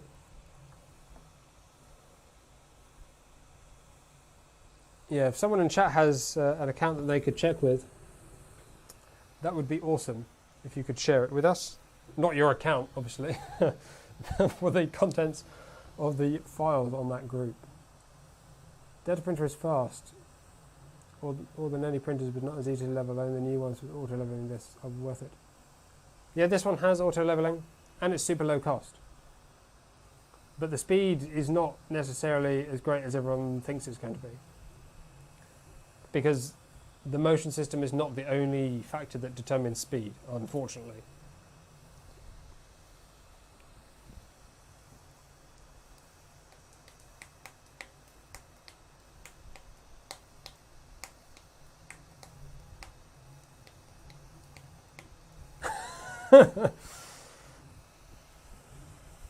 If I ever design a printer, maybe I'll have the QR code for a Rickroll. That would be quite funny. It looks like it's a phone stand. Well, that's rather underwhelming. Thank you, Andrew, for checking. Yeah, firmware was optimistic, wasn't it?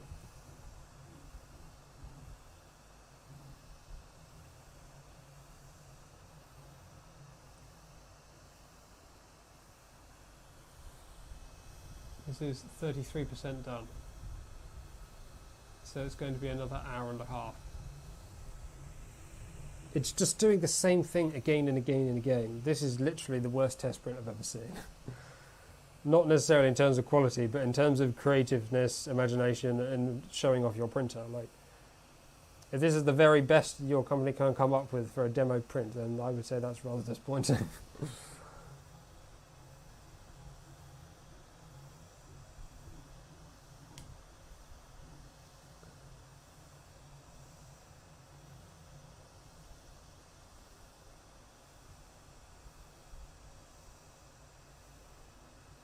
I don't think you would need to get rid of the maker base board. I'm pretty sure that's a totally respectable board. There's nothing wrong with the control board. You just need to flash other firmware.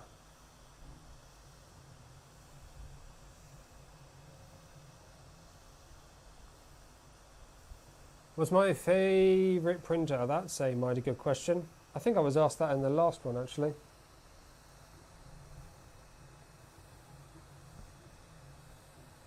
Depends what you mean by favourite. Use the most, rely on the most emotional connection to. Like, obviously, I like the ones that I've designed. That's why I designed them. But in terms of commercial off-the-shelf printers, Prusa Research, either Mark III or Mini, win all the time. But they are, I mean, Mark III is quite expensive. If you need larger format, then maybe not for you. But then Ender 3 is also really good. Like, I don't have like a single favourite. When the Mark III was brand new, it stood out from the crowd like by a country mile. It was the only thing that did stuff like this at all. I mean, this printer is what, 2.5 years old now, and it still has features that are like not found on other printers. So when that came out, it was, now it's just kind of, it's coming down towards like top of the pack instead of just like miles off the top. What's the best printer I have? Man, these are difficult questions. There is no best printer. They're all better at different things. I mean, my extruder is probably highest performance potential based on rigidity, adaptable, hot end, high power heated bed, fairly large volume. The Formbot Raptor is probably gonna, well, will beat it in size, but probably not in general motion performance. Ender 3 is great if you need a few printers that can do PLA, but I've not had terrific results generally on it with PETG.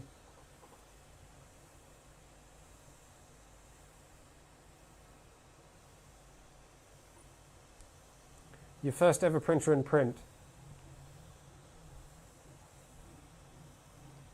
That's actually, so it depends if we're talking what print that I started or printer I owned, because I first started on printers when I was at work in like an industrial placement job, and that was a Solidoodle machine.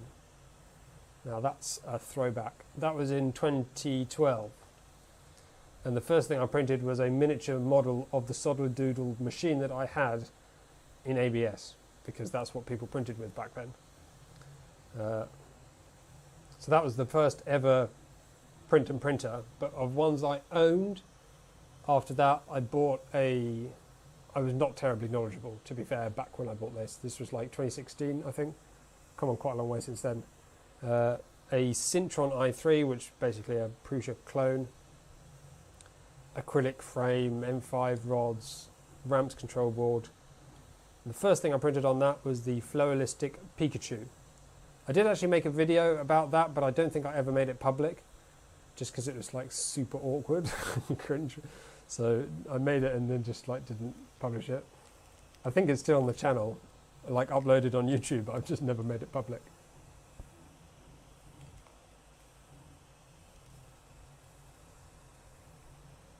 Have you built your own printer yet? Yeah, I've built multiple printers. I built Steve I totally designed from scratch. Extruder, totally from scratch. Formbot, mostly redesigned a lot of it, but the mechanical parts, a lot of them were also the same, so that's like half a job. That one, which you can sort of see in the corner there, that, although is a sort of Prusa, that's all sourced and some obviously custom frame design. So I've done quite a bit of design work on printers. Yeah, a good printer is the one that works when you need it. It's about like, same as what people say about what the best camera is. The best camera is the one that you have with you, right? Because you can't, if you don't have the camera, it doesn't matter how good it is if you don't have it with you. Same sort of thing with printers. The best printer is the one that works when you need it.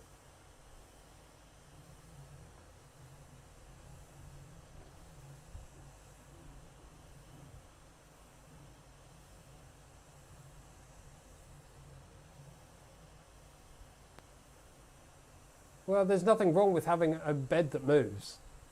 As long as you have rails that are strong enough, a motor that can move it enough, and a belt that's not going to stretch, there's no problem with it. It was not designed to be highest performance either. It was designed to be adaptable. The printer auto levels with this little sensor. So this little thing has a little magnet on. It attaches to just to the left of the nozzle here. So there's a little magnet that goes on there, and then this is sort of near to the nozzle tip, kind of sort of below it, off to the side a little bit, and then you remove it once it's all leveled.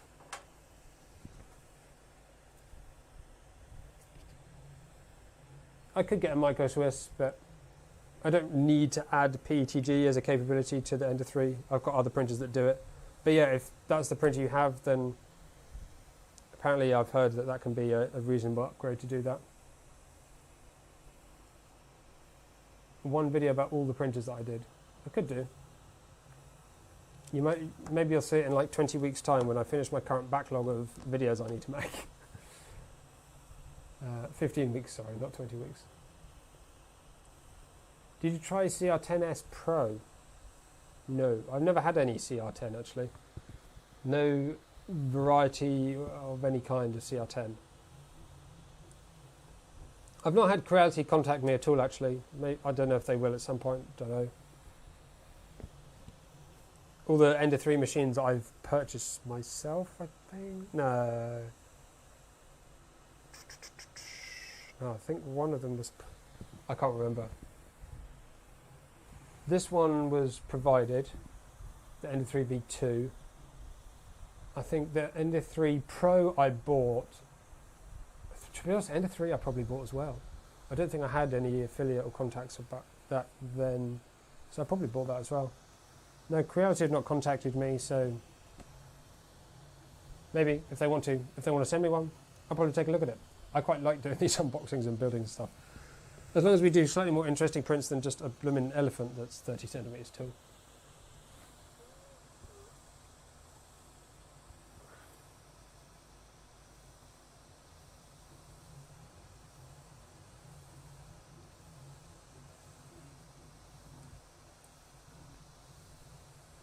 I think the hot end's going to struggle if you enclose it. It doesn't seem like a particularly high performance hot end as it is.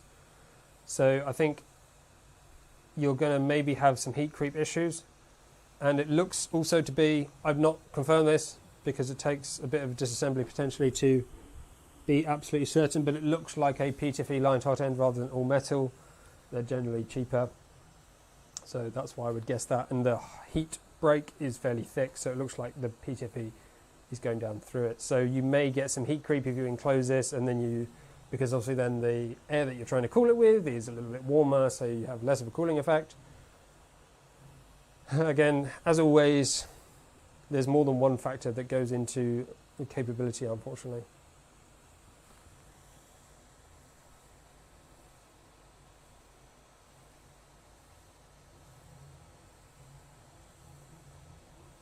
Yeah, if you want to, yeah, all the projects I've done are on YouTube. Like the Steve Core XY machine that I did quite a while ago has an enormous build series. I don't think I'd ever do another build series that long again. That took a very long time. But it's super detailed. The whole build is on there if you want to go look. And there's some performance videos I think I did on it as well. It's quite a lot. It's all on Thingiverse and Prusa printers as well if you want to download parts and all those sorts of things.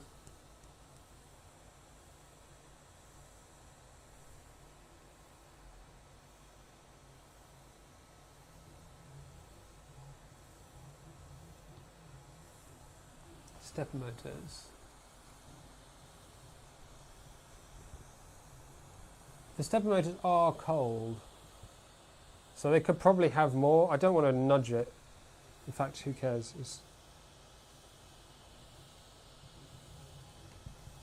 It doesn't seem like it's lacking torque too much.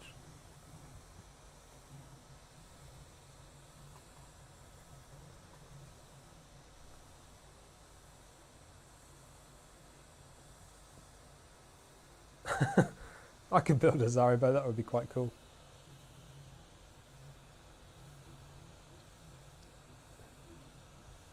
Shipping it again would be not very good though. I don't know. If you're serious about doing that, you can send me an email if you like. That would be quite fun to do. Probably take more than one live stream, so maybe a couple of weeks, but would like to do it. The more in-depth the build, the better. That's one of the things I liked about the Mark III. The fact you get to build the whole thing from scratch, it's so satisfying. You get to learn all the little intricate design details, which is obviously probably why they didn't do it for the Mini. Percentage done. It's coming up to halfway. It's at 46%. This is such a bad print. Why would you need this? Like, it's going to be, what, 40, 50 millimeters thick? For no good reason. I did try speeding it up earlier. Swills. SW, whatever it is, your name, sorry.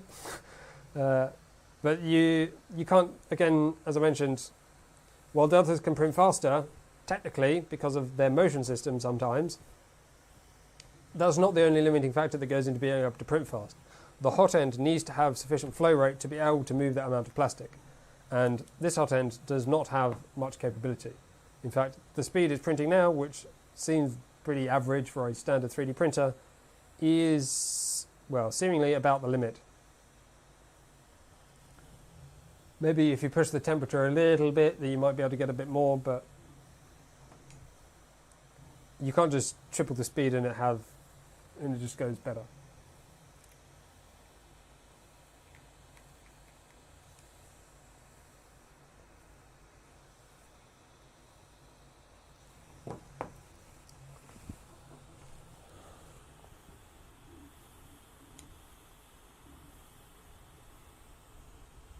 Yeah, there's a lot of areas of this are just not great.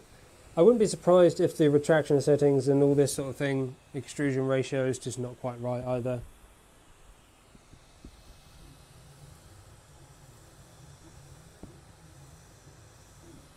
It's not a great demo print, I must say. It's funny because I guess it's not that much filament, is it? I don't know. I think I'm going to kind of stop here unless there are any significant more questions. It's not just extruder skipping, it immediately started under extruding, and even as it is now, the infill is all not really attached to each other. It under extrudes pretty quick.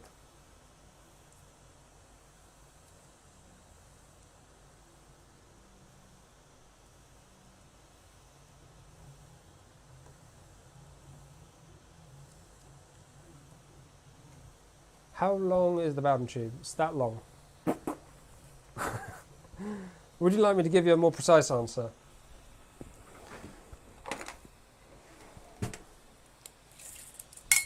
Ooh. Would you like the answer in millimeters or inches, sir? I mean, this is really not a great way to measure a curvy thing, but if we say that goes there, that to there, and that, yeah, it's about here. So it's probably that, around 400 mil.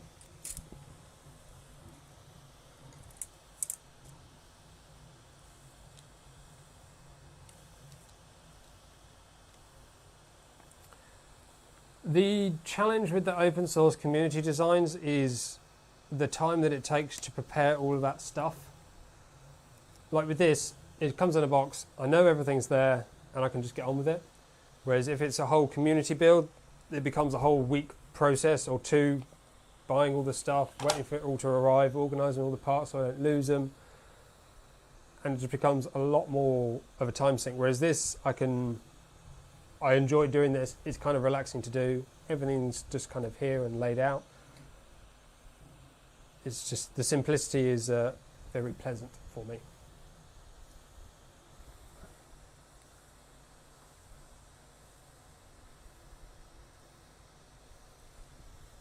Don't get me wrong, if I didn't do the whole YouTube thing and I wasn't making videos, I would probably go for open source kits or more time designing my own probably. But the total build from scratch kit is like where my head is at. That's the kind of thing that I enjoy doing. But for making videos, it's just not super viable in terms of the time it takes, unfortunately. Which is probably why you don't see anyone else really doing it either. Well, I certainly haven't seen any of the bigger YouTubers doing it, so there are reasons for these things, unfortunately.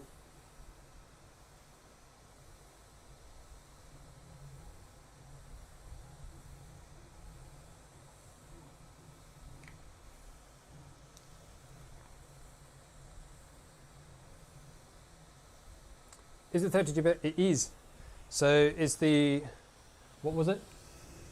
The MakerBase MK, you can't see it. If you can still zoom back to the beginning of the stream, we're over 2.5 hours now. Blimey. 3 hours or 2 hours? 2 hours?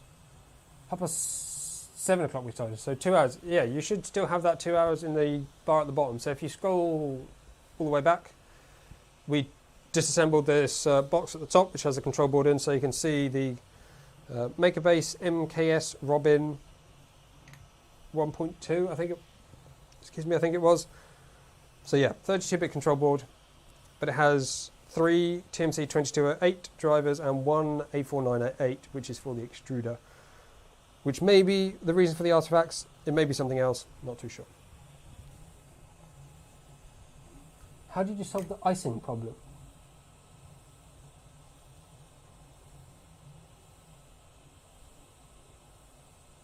Not sure what you mean.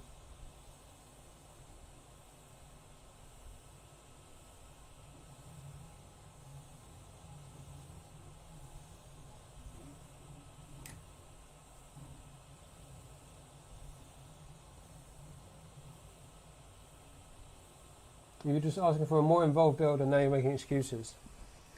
What? The build, I like involved. The build process.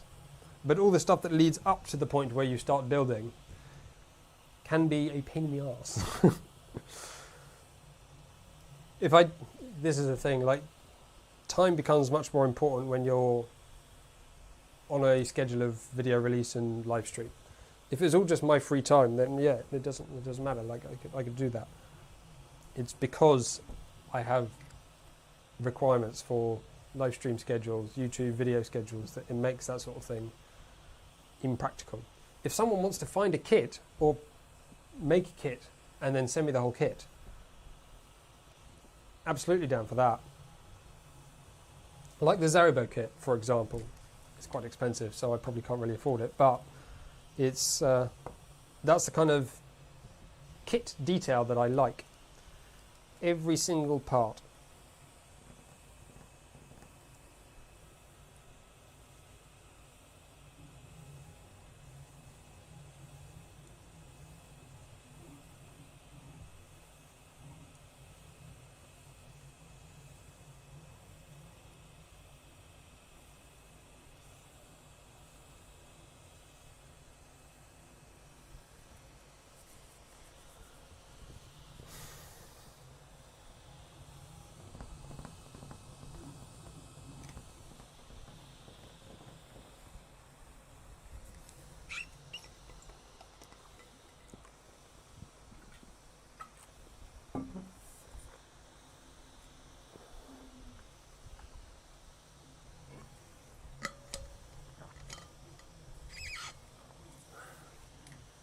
Oh, I didn't get the icing problem thing. Sorry.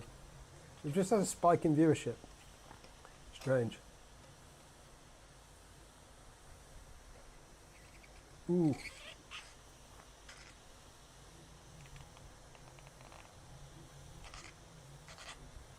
Yeah, I've got, so while I'm my videos are obviously set out, as I said, for like 15 weeks, but the live streams are not. They're much more ad hoc. So yes, I got this one this week, obviously. Hopefully one planned for next week, but after that, I don't know. Hopefully I'll be contacted by another. It's normally after one of these streams, some new manufacturer contacts me going, oh, would you like to do the same for us? So that's the sort of thing that's happened recently. So hopefully we'll be able to keep doing that. But yes, if that works, then that sort of time frame sounds like it could work for me. I don't think there's anything major going on there.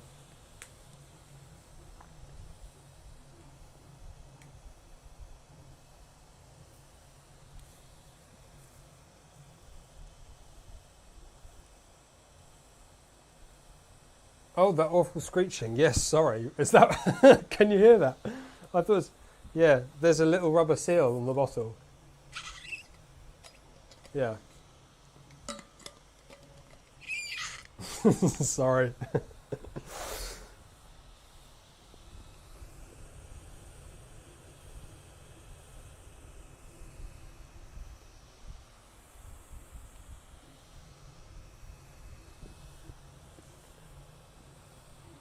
It is indeed a heated bed, so it's at like 50 odd degrees right now. It's really odd, isn't it, that it's a heated bed so close to the, I keep saying ground, desk, platform, workbench, bench, whatever. I feel like if you had this on a not ideal surface, you could really heat the table. In fact, it probably is really heating the table. Can I? Oh, the table's not getting too hot. There's some mildly decent insulation. Yeah, it's on a wood table, it seems to be fine. If you had like a big aluminium table or something, you'd probably end up heating it all. Nah, be fine.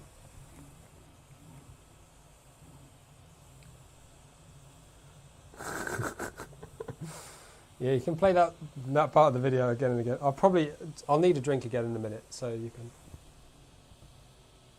I feel like most of this stream now is just me sitting here watching a 3D printer.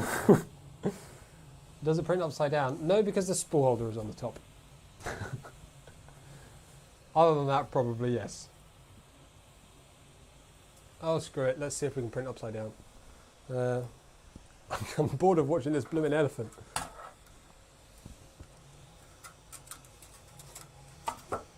So now we're going to print upside down because we probably can. Da, da, da, da, da. The bed won't fall off. The bed is securely attached.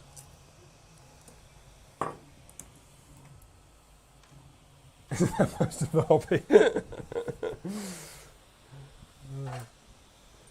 It's probably true. I don't want the power to come out. This is my concern. Do not try this at home. This is not advisable 3D printing practice. These machines are not designed to do this, and neither should you try it. Oh, it's much quieter when you do that.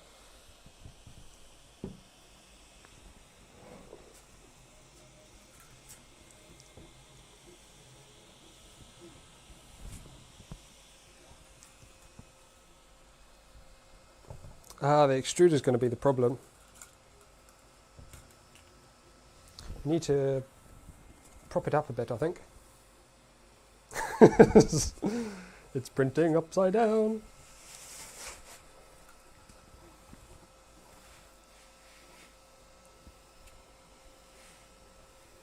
There we go. Da, da, da, da, da, da.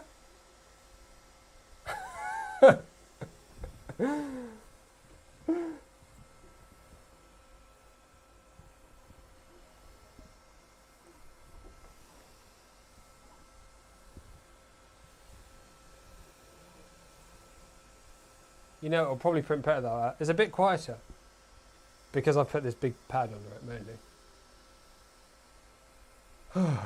It seems way more stable like that because all the weight is in this big heavy base at the bottom.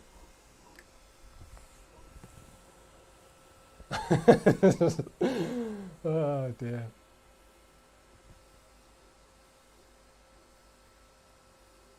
I want to share a Twitter post. Just 3D printing upside down.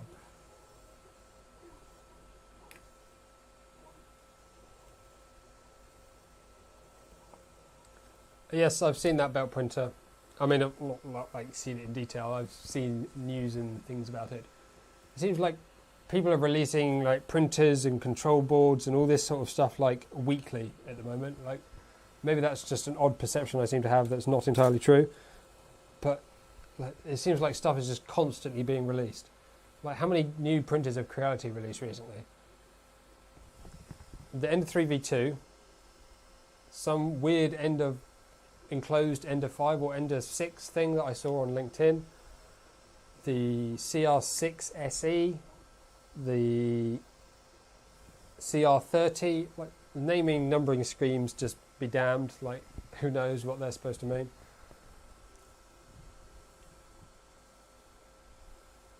Move the extruder to the edge of the desk. Nah, I'll be alright.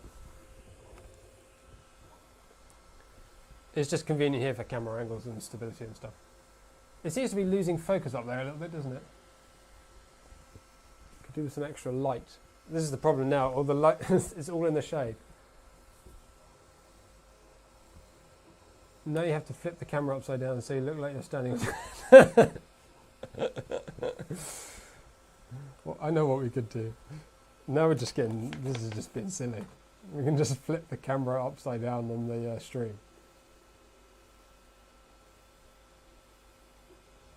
There we go.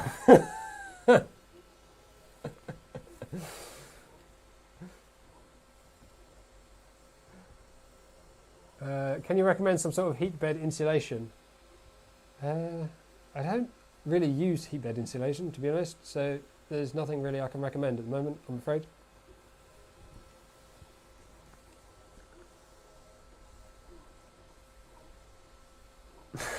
Just 3D printing upside down, but not upside down.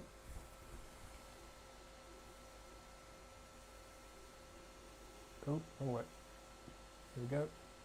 Oh, it's really difficult to get this now. It's all just backwards.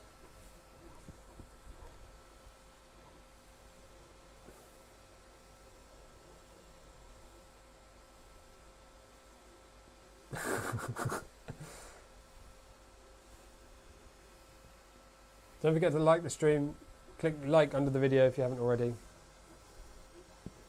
and subscribe if you want to. This is the FLSUN Q5 for anyone that's not noticed the title. There's a link in the description to Banggood where you can purchase one if you like. They are reasonably cheap there at the moment, somewhere around £165 or your regional monetary equivalent. So pretty good price, I think. Not had any major issues. Obviously this is not a full in-depth review, so this is not obviously a full and complete judgment, but the first appearances, first impressions have been good. It's a decent like count right now. 56 out of the current 58 viewers, not bad at all. But there has been 841 playbacks, so 841 people have turned up in total. 56 likes.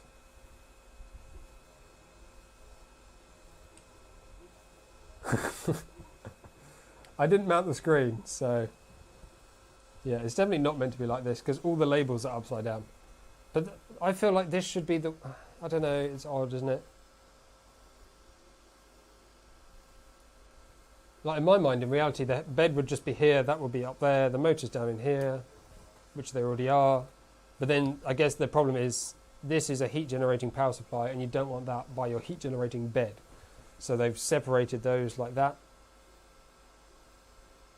It means that they've been able to have a passive power supply, which does dramatically reduce on the noise compared to some of the other loud ass power supplies I've had recently, like the Ender 3 V2, which we looked at last week, the week before. That was a really quiet printer. Well, it was a reasonably quiet-ish printer until the power supply fan really kicked on, and then it was just. So, yeah, that was slight downside. It's not a Meanwell power supply. It's like a Chen Yang. So, some Chinese supplier power supply. I don't know if it's a reputable brand or not.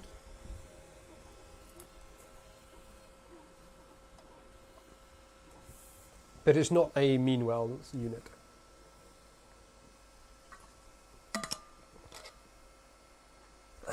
Australian method.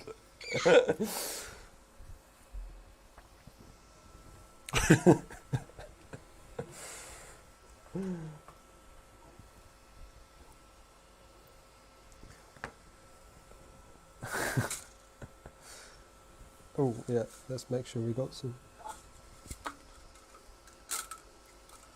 Yeah, the spool's not really enjoying this whole upside down printing malarkey, but what's that?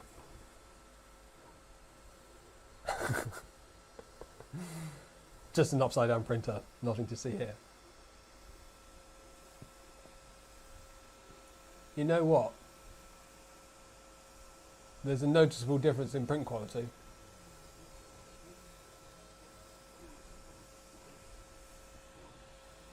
Very noticeable. Wow. Holy shit.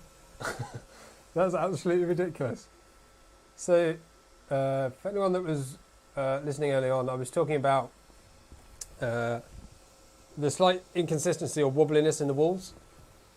And I wasn't sure if it was like the low step, micro steps on the A4988 or some loose screw or something somewhere. But it looks like by turning the printer upside down, it has really improved that wobbliness. So my guess is that it was the fact that this is a heavy weight and that becomes that moving top heavy mass which was problematic. The walls are so much smoother, it's actually ridiculous.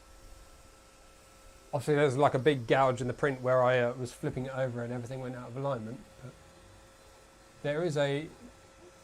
I don't think I'm imagining it. I think that's a genuinely significant difference between before and after.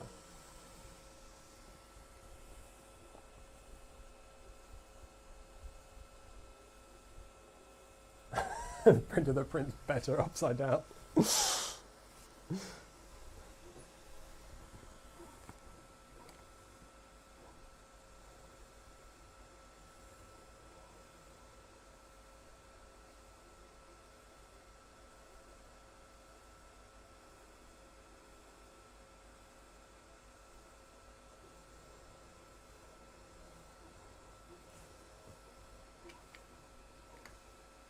I think the movement you're seeing on the frame at the moment is probably because the base it's sitting on is really, really soft. So it's probably moving more than it was now, more than it was before in terms of actual movement. But I think everything is kind of moving together. Whereas before, because it was top heavy, you have like this weird movement where the top moves but the base is stuck.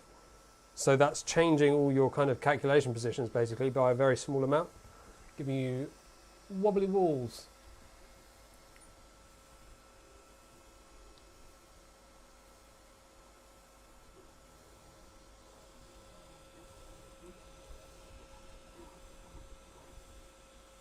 I'm actually not joking. I wonder if I can get a decent picture of this.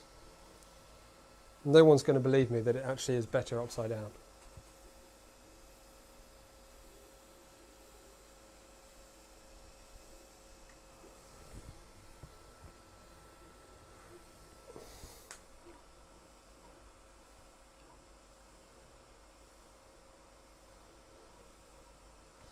Yeah, I'm going to try and share this to Twitter.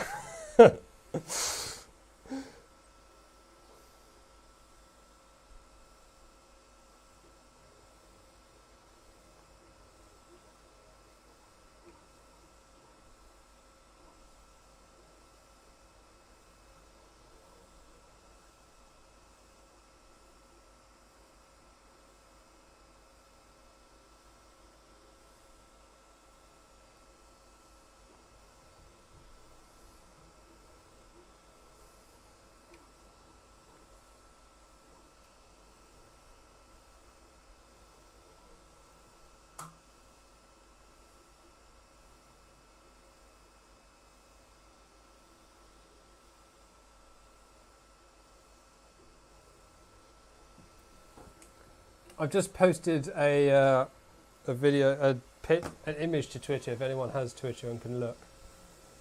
But in my mind, that is it's so different.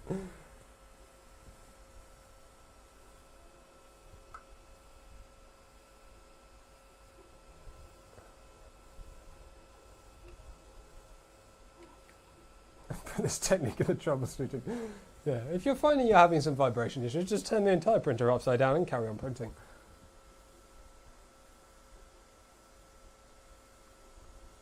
Put a heavy concrete base under it. That was all about noise. That's not going to change this.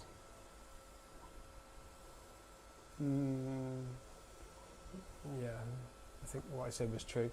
Like the thick concrete thing ensures that you don't impact the rigidity of the printer while also having an anti-vibration. I've done like the same thing on printers.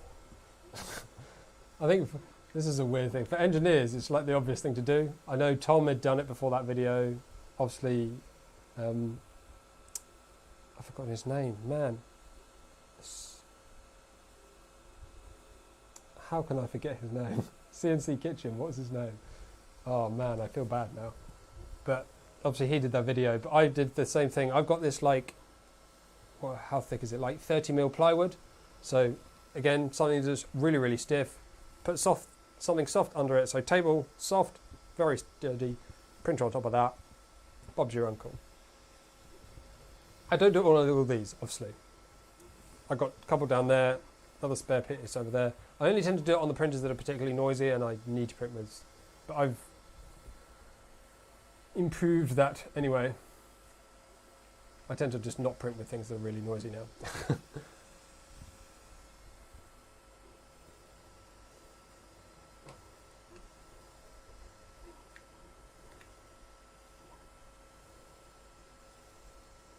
Stefan, of course it's Stefan. Man, I can't believe I didn't. Oh. I was trying to like remember his like intros and stuff. Play it back in my head to see if I could get it. It looks like it's vibrating, but I promise you it is. Because so the difference here is the whole printer is moving together. So everything is moving relative to one another, so you don't see that impact on the print. Because at the bottom, oh, wow, this is weird now, it's all upside down.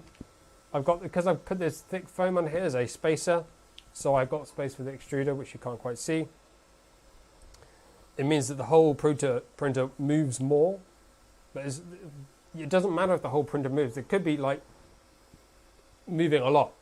As long as the printer is stiff enough to prevent motion relative to each of the kind of axes, then the print is still going to be the same. You only have issues where the axes are moving relative to one another, causing the head to be different position relative to the bed. Guten Tag everyone, my name's Stefan and welcome to CNC Kitchen.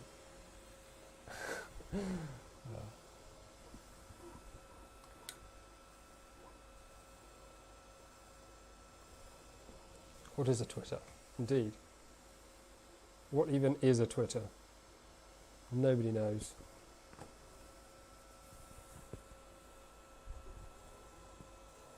Would the foam under the base help when it's the correct way around? No, it would probably make it worse because you've got this horrible mass. That's the problem. I don't know how to explain it. It might help a little bit, but probably not enough. It's difficult. How can I represent it as something else?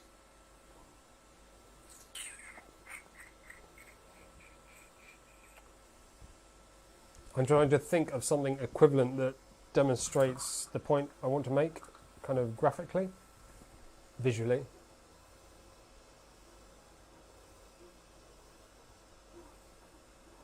I don't know how to do it. Yeah, basically like reverse pendulum, sort of, yeah. So your weight is at the top, and it basically makes it a very unstable system. Any very minor change to the input at the bottom can have a very big impact and disastrous at the top. Whereas if you flip it up the other way, it's really stable. You can just hold it anywhere, you can move it a little bit, and it will just kind of follow. Like, it's super stable on one direction, flip it over, and it's terrible. Whereas this is like the normal, it's like heavy at the top, light at the bottom, with some fairly weak and not super rigid legs in between.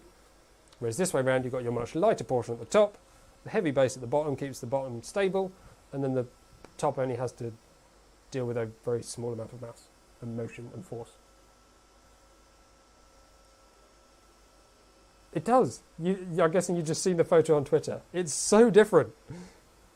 It's actually massively improved the print quality just by turning the entire printer upside down.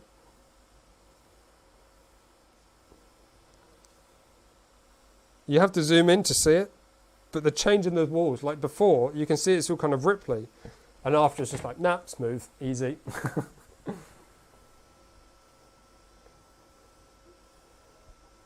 Do top-mounted spool holders not cause a similar issue?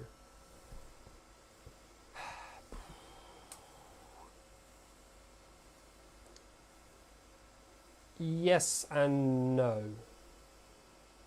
I mean, yes, obviously you have the same impact of the weight being higher up, but they don't always, it's very dependent on the shape of the printer and the forces involved, but they're generally on the same plane as the rigid part of the frame. Does that make sense? You're right, it is kind of the same thing, but they also have some decoupling because of the way that they can roll back and forwards. So it probably does have, I mean, I think it's well known to have some effect on the print quality, but it can be quite minimal. If the frame is more rigid, so for example, if these panels were filled in and everything was fixed, so you had a really torsionally rigid structure, well, not just torsionally, but a rigid structure in all dimensions, then it wouldn't matter so much that the weight is at the top. But because these legs are quite spindly, imagine having an elephant with really skinny legs. Like, it's just going to be very unstable. You give it nice, thicker, more rigid legs, and you can carry the weight that's there. Does that sort of make sense? I don't think that's a great analogy. Printers are not really like elephants, to be honest.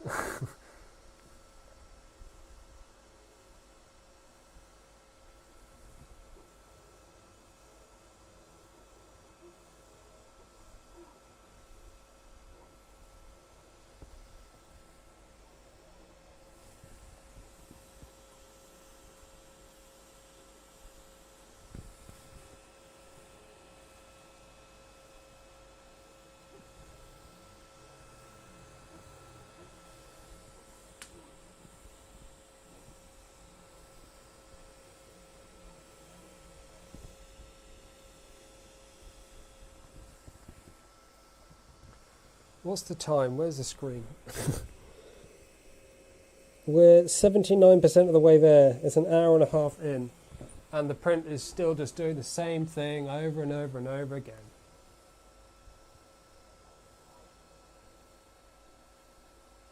You can only watch the stream while upside down.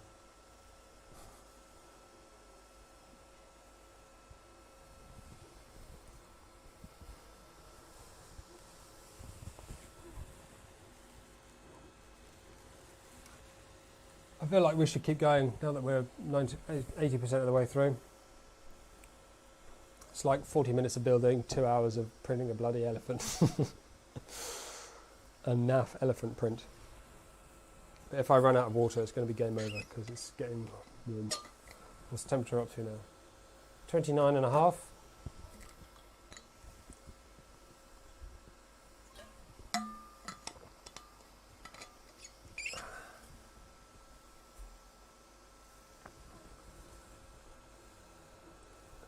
Are we sure it's still printing and not respooling the filament?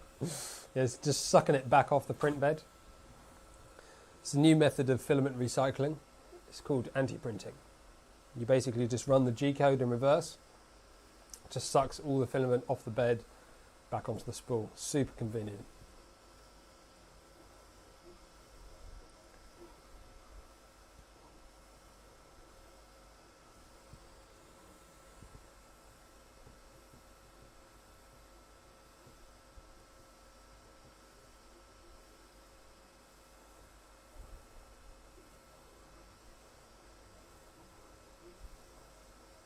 Voron's Core XY though, isn't it?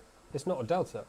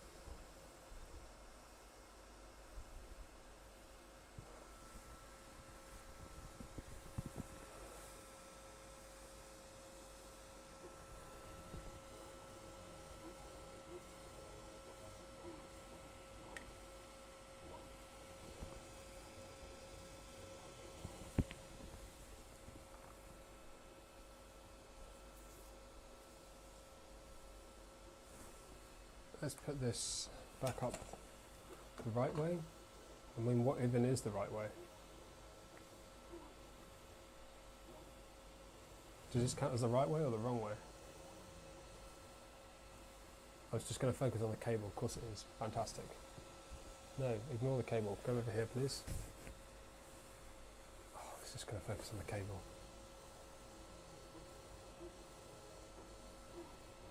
Oh, man. Okay.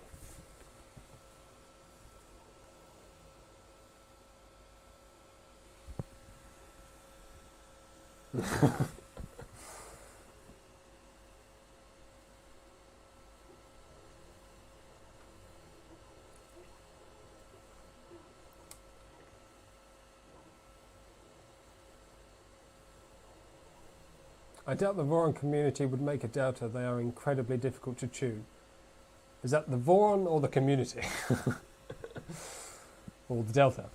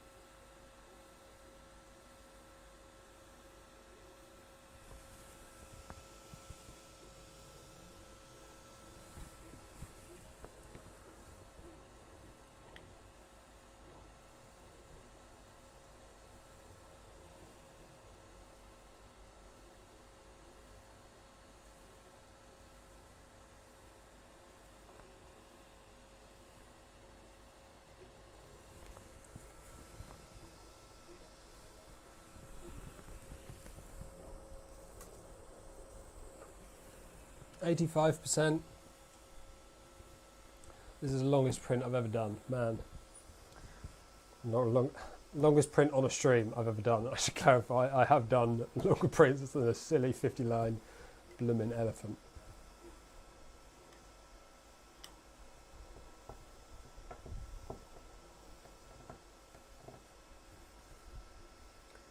Top layer upside down will be interesting.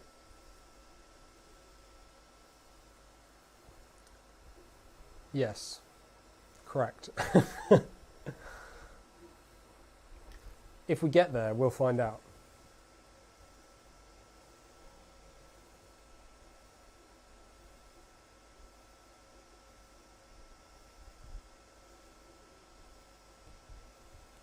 It is quite easy to make a print system that can print faster than a standard flow nozzle.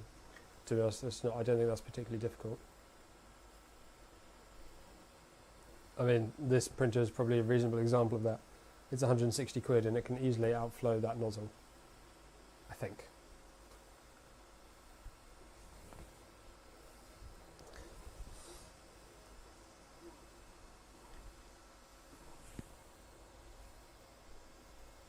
Standard heat blocks, the flow rate's really just not that high. It does obviously depend on the type of prints that you do. If you do ones with lots of long straight lines, we can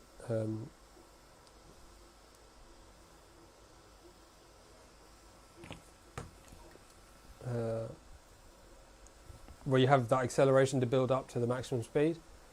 But if you do lots of little detail prints where you just want to avoid all sorts of ghosting and stuff because it makes the print look horrible, then you're not going to necessarily want high acceleration and speed anyway. You just want quality. So, you know, different strokes for different folks, as they say. The Streamlit seems like it's a long way behind. It's supposed to be on ultra low latency, but it seems to be like a while.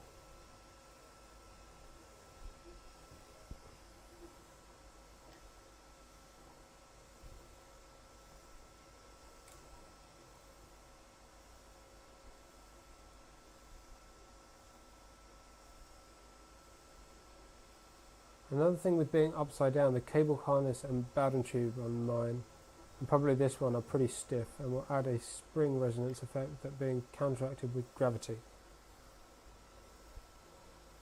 I'm not sure. I'm not sure the effects of the tube and harness are going to be very significant, to be honest. A little bit, yes. But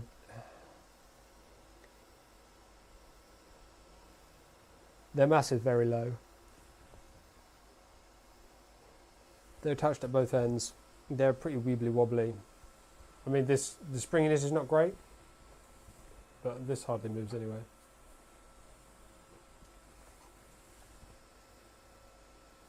Ooh. Yes, this is problematic. It's trying to do a top layer and it just can't do it. In fact, I'm not quite sure what it's trying to do because it's just making a big splodgy mess. But I don't think it'd be any better if I was doing it the right way up, because the reason it's having problems is because it's drawing in between the infill lines, because the infill is so blooming sparse. I really want this print to just fail now. Wouldn't that just be dramatic end? We get all this way and it fails because the stupid infills at like 5%. There's clearly some writing or something on the top, so it's trying to do a top layer that doesn't cover the whole thing just because there's a difference in top layers with the text.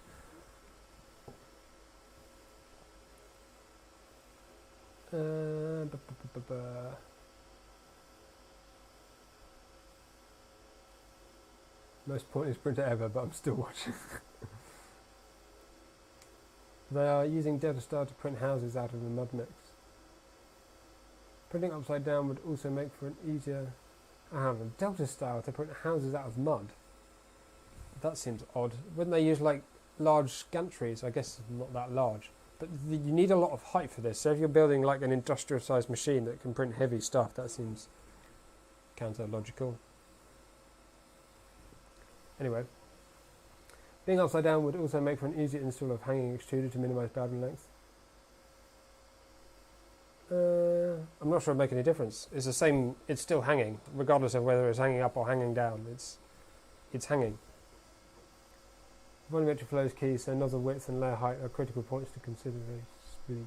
Yes, volumetric flow is so important. Which is why I kind of really dislike the fact that in slices, flow of filament is still done in millimeters per second instead of cubic millimeters a second. Like, it's a volumetric flow rate. Let's use volumetric flow rate rather than just speed. It's fine for linear axis because there's no volume there. It's single dimensional. But where your volume of the material is important, you really should use volumetric flow. It help people a lot compare the differences between hot ends and how much difference the layer thickness and speed have on the volumetric flow. It's huge.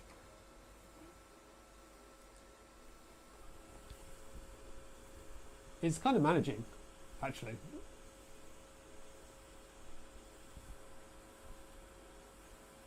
Maybe it says FLSUN on the top of this thing.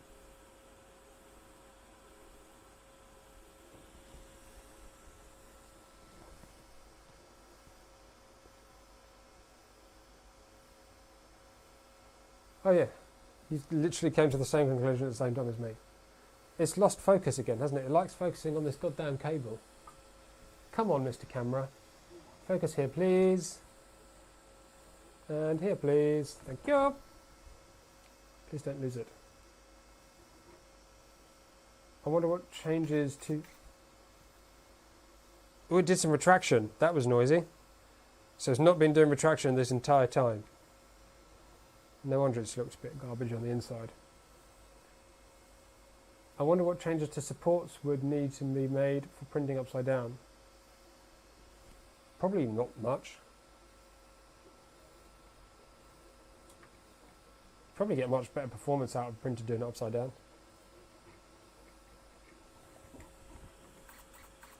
Yeah, definitely says FLSUN. 100% confirmed. And looks kind of like garbage because of that naff infill. To be honest, I'll be amazed if anyone for their first print prints this out and bothers to wait to the end.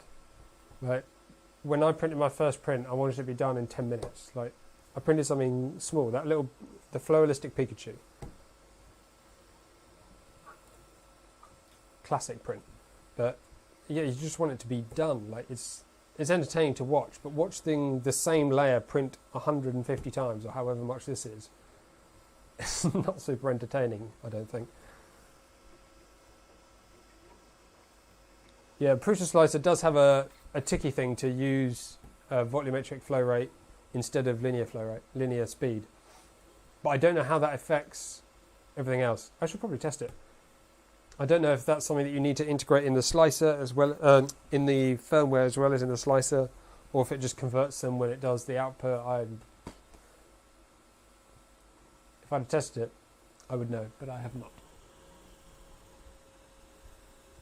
It's coming slowly. It's still got to do like these 6 top layers probably, like it did the 6 bottom layers.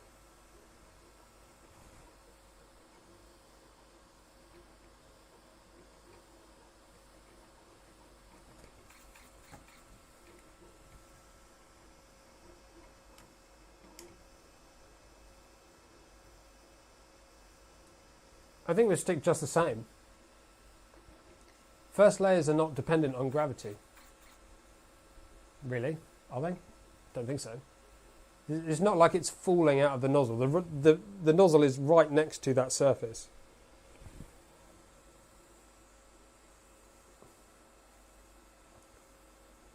The nozzle, when the plastic leaves that nozzle, it's going to hit that surface no matter which way up it is. If you're relying on gravity for that nozzle, for that plastic to hit the surface, then you're probably going to get a terrible first layer anyway. Why are you printing upside down? What a stupid question. Is because... Why are we printing upside down? There was, like an hour ago, there was a really good reason. Anyone got any ideas?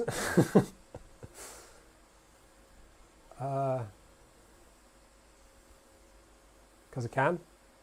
Because... Why did we do it originally? I think I just made the suggestion that the top was really heavy. So somebody else suggested we should print upside down to put the heavy bit on the bottom.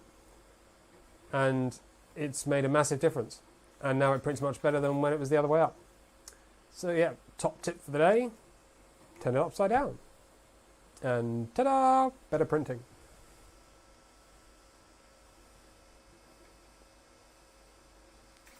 Because I can, it's a perfectly legitimate reason. Yes, yes, I agree.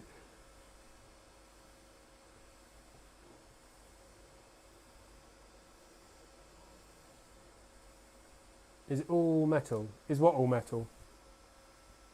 The construction is all metallic. The rods are not. The rods are like a fiber filled plastic. The kind of stuff that they use in like drill casings and stuff, like industrial hard lightweight plastics. But mostly, yeah, it's metal construction. The hot end looks like it's a... from this angle, it may... It's difficult to see if it's PTFE lined or all metal hot end. I would probably guess, if I had to just totally guess, I would guess it's a PTFE lined. That's very standard. Do they have... They might have some temperature limits. The preheat options only have... Oh, they have an email here as well. The preheat options are only for PLA.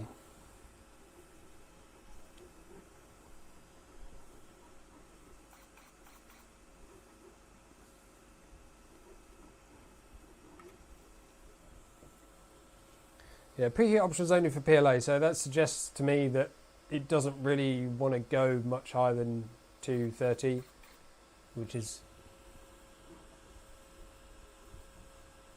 pretty typical for your PTFE lined hot ends. Why does it print upside down? I think people are seeing my tweet and coming, and now that everyone's going to ask the same question. We're printing upside down because it prints better upside down, because the top, which is now the base, is really heavy. So because it's a fairly lightweight kind of flimsy structure, you have this big top. It's like an inverse pendulum, so it's really unstable and wobbly when you have the heavy part at the top. So we decided to flip it upside down, and to be honest, I certainly wasn't expecting anything different, but after like 10 or 15 layers, I could see that it does seem to have visibly improved.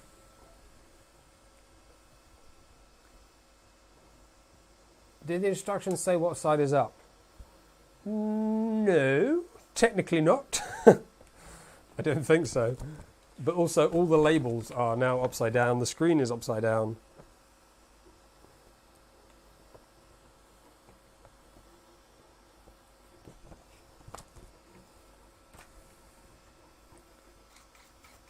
It's an all PTFE hot end. Yeah, it's an all nobody knows really hot end. We don't even know what the firmware is because it may not be Marlin.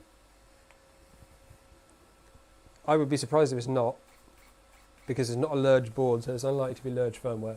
It probably won't be Smoothware because nobody uses that. Sorry, I shouldn't be rude. I don't think many people find Smoothware popular currently. I think it's more used in CNC, but it's a working.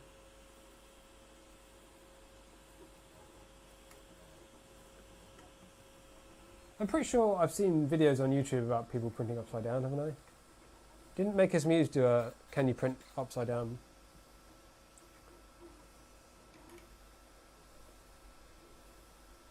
What do you think so far, score out of 10? I'm not going to give it a score out of 10 because this is not a review, so sorry. This is just first impressions. But I can say my first impressions are good. The hot end looks like it might let it down in terms of speed, but it has auto leveling. That worked absolutely fine first time, no issues there. The assembly went fine, all the screws same length, it was really easy to do. Literally one tool, one hex, did the whole lot. It's a fairly normal control board, so you can probably flash and change the firmware to something you know or something you can modify easily or other things like that. So decent variety there. Yeah, I mean, without further testing, I'm not going to say that I can recommend this printer, it's going to be great for you. But the first impressions, first build, first look, that's kind of what this is. The process has gone smoothly. Is it a Cheetu board? Oh, no, not like a resin machine. The control board is a MakerBase MKS Robin. If you can scroll back, you probably can't scroll back to that point far back in the stream now. Yeah, it's nearly 3 hours long. We did take apart the base of the printer, the top of the printer, sorry, which is now at the base, at the beginning of the stream, just to take a look at the control board and what's inside. So you might have to wait if you want to get more details on that. I can't remember everything off the top of my head, but it was a MakerBase MKS, and I think it was their Robin version 1.2, but I can't remember. So yeah, when the stream goes public after it's finished, it might be tomorrow, you can double check. There's definitely a point in the video fairly early on. Hopefully you'll be able to find that.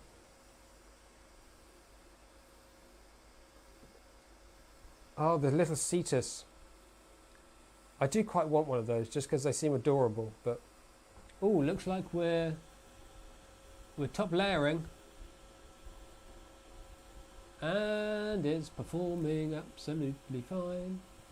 You can't really see it though, can you? It's too dark.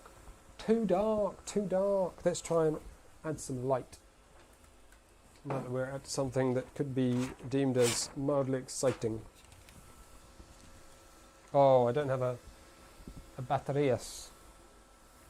I'm going to go quickly get a battery for this light so you can see a little bit more. Back in 2 seconds.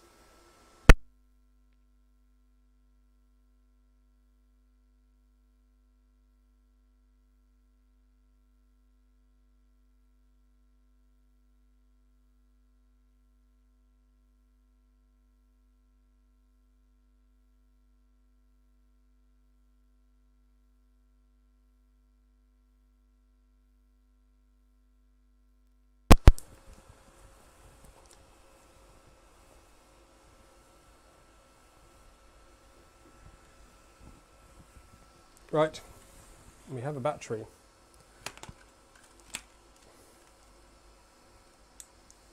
Now we have a blinding light. It's probably a bit bright.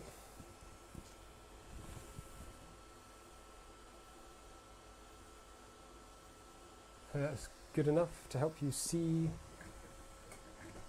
Let's see if I can move this a little bit closer to get a decent view.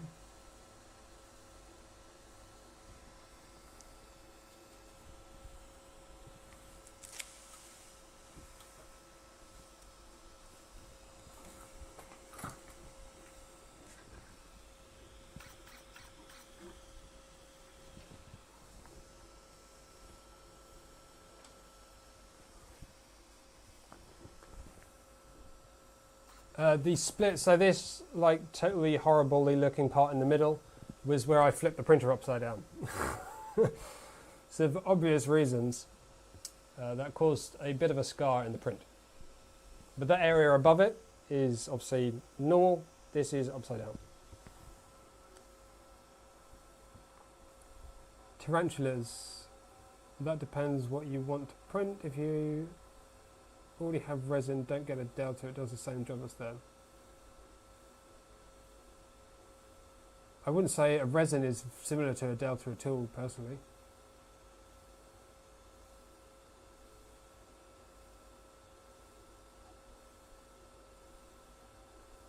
But I don't, to be honest, the difference between delta and Cartesian really doesn't matter in my mind. The fact that it's FDM is way more significant. I think we may have had a bit of a...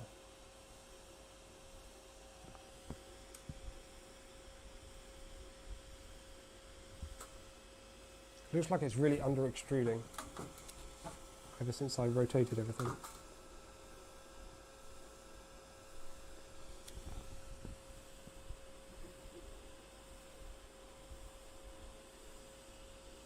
I think it's just because it's like all upside down and getting a bit weird. The filament doesn't really sag though. It's kind of past that point. It had a bit of problem during the FLSUN logo, the top layer there, because it was trying to print between the infill. But now that first layer's in. So the first layer obviously was basically like upside down bridging to the perimeter, so it was a little bit like it was a rubbish layer, but it put down a bed basically for everything else to print on. And when what a lot of people I think forget is when you heat up filament, it expands, not like loads, but it does expand by a significant percentage.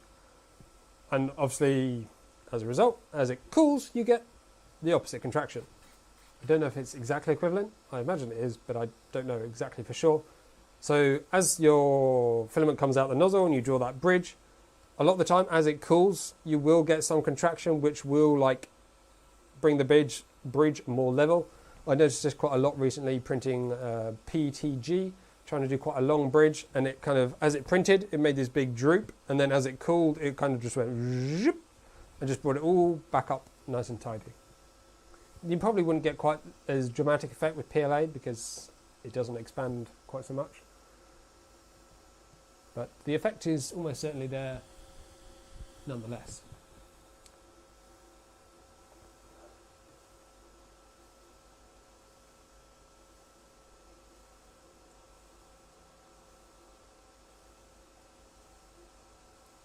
I would agree that Delta can probably do good detail relative to FDM, but I don't think Delta can do anything like the sort of detail you could get with a basic resin printer. Like the resolution you can get on resin is just far beyond this.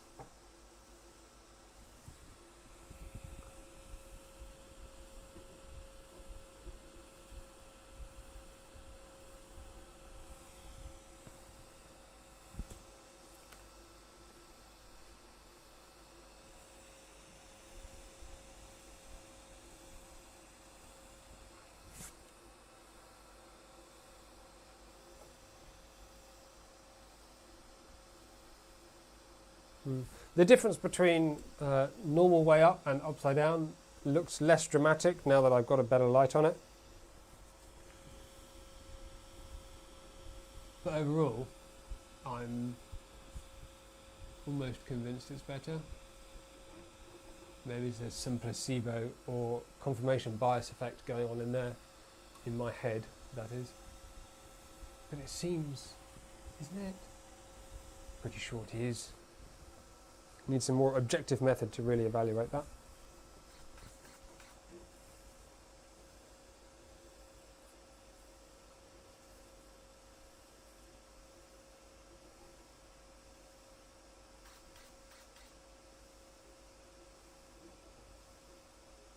I don't think the 3D model would have an effect on extrusion ratio. That's all to do with printer settings and slicer settings.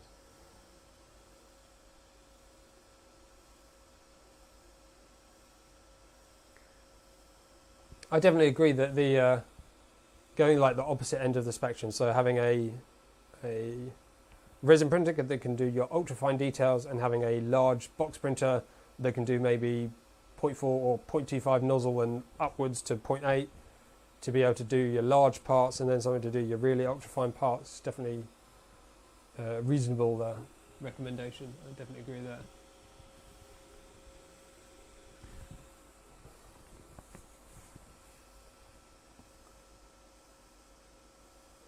Oh, you did mean slicer, yeah.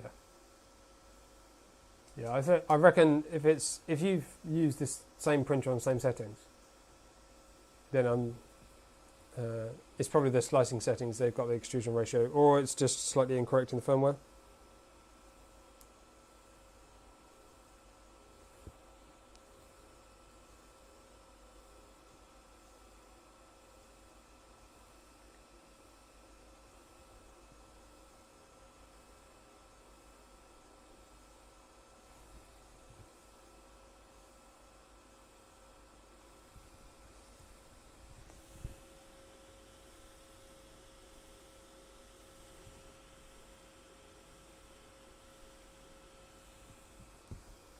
I can't believe I've actually sat here and watched this entire print. I was not expecting to do this. It's at 99%, man. We've nearly made it. 1 hour and 57 minutes. Oh, I wanted something that was like 20 minutes. This is the most needlessly thick elephant. This is like thick with 4 C's. Not that I really understand that reference, but it's really, really thick.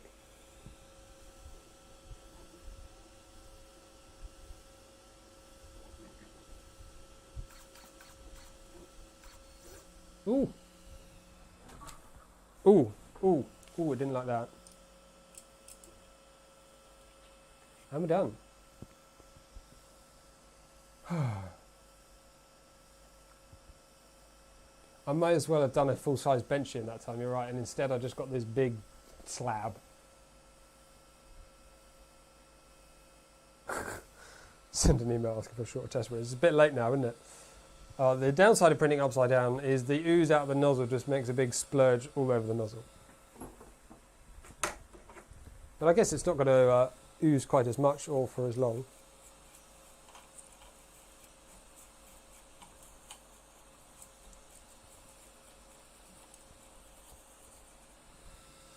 because there's no gravity to pull it all out. Less ooziness. Right. Now might be a good time to turn the printer up the correct way again. How are we going to go about doing that? Just do it, I think. Just go for it.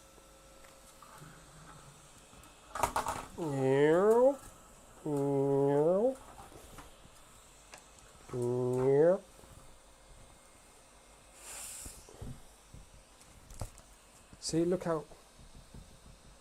Yeah. So, let's try and give you a better look at this print.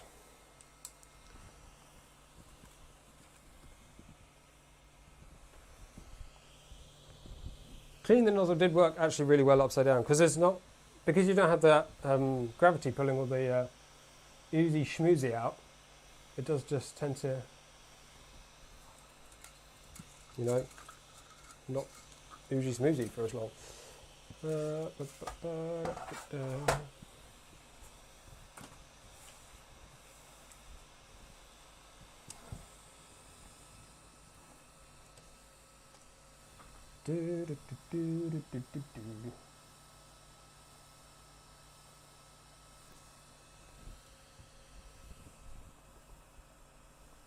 Yeah, that's pretty stuck. I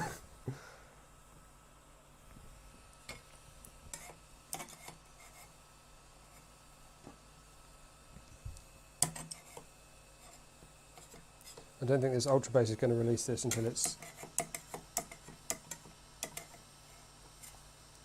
quite a lot colder.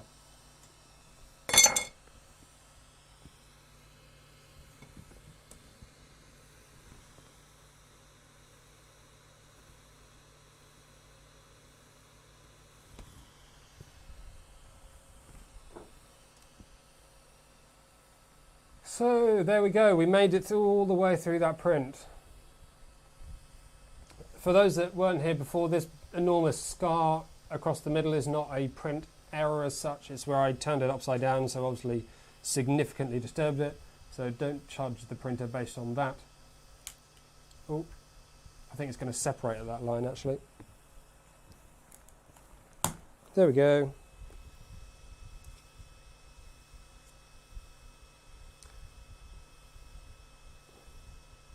Yeah, I'm not sure printing upside down has quite a dramatic effect as I thought it had. It's very different in that one area where I was looking for some reason, but in general it's about the same. Might have over-egged that one a little bit. This is why longer reviews are important. I mean, it's a pretty weak, flimsy print that doesn't really test very much at all. It's a bit under extruded, which is kind of sad.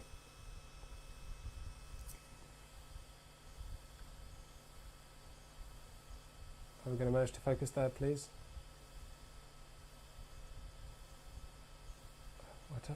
I don't know why my macro lens is having so much trouble doing macros. You'd think it'd be specialised just for such a thing.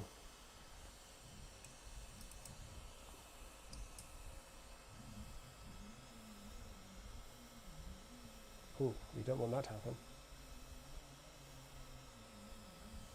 Anyway.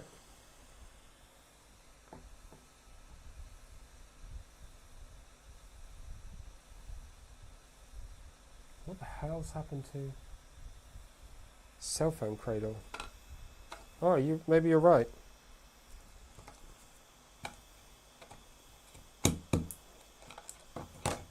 I wouldn't say that was a huge success.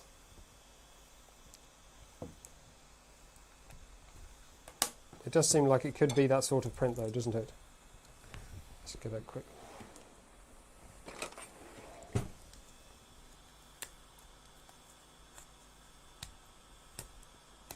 Deburring corners is not super easy.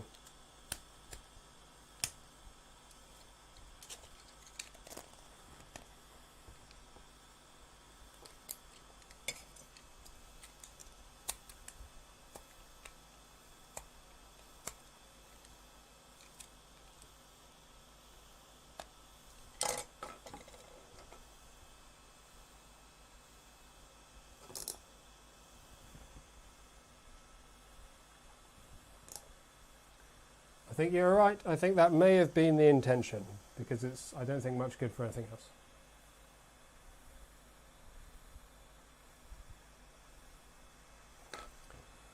So there we go. I think that's going to be the end of the stream there. Obviously, don't forget to like and subscribe if you've enjoyed what we've done here. It's been very long and it's been very hot. We're now at 29.6 degrees Celsius, just to make a point about how warm it is. In the UK, where there is no air conditioning, that is pretty warm. Obviously, thank you to everyone for watching. Hopefully you've enjoyed it. As I said, there's a link below for purchase link from Banggood. Currently around 160, 170 pounds, so seen as a fairly reasonable price for this sort of machine. There may be a full review coming. It does seem quite an interesting machine, so I think the probability of that is reasonable, but it's probably going to be a little way off because I have a fairly full schedule at the moment. I think that's everything.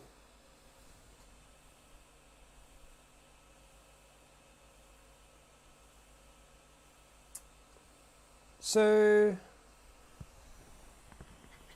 yes. Thank you everyone for watching. I think I've already said that. Wow, I'm really warm and really tired. Yes, I shall see you in the next one. Goodbye. I don't know why I'm waving. Who waves? How do I stop this?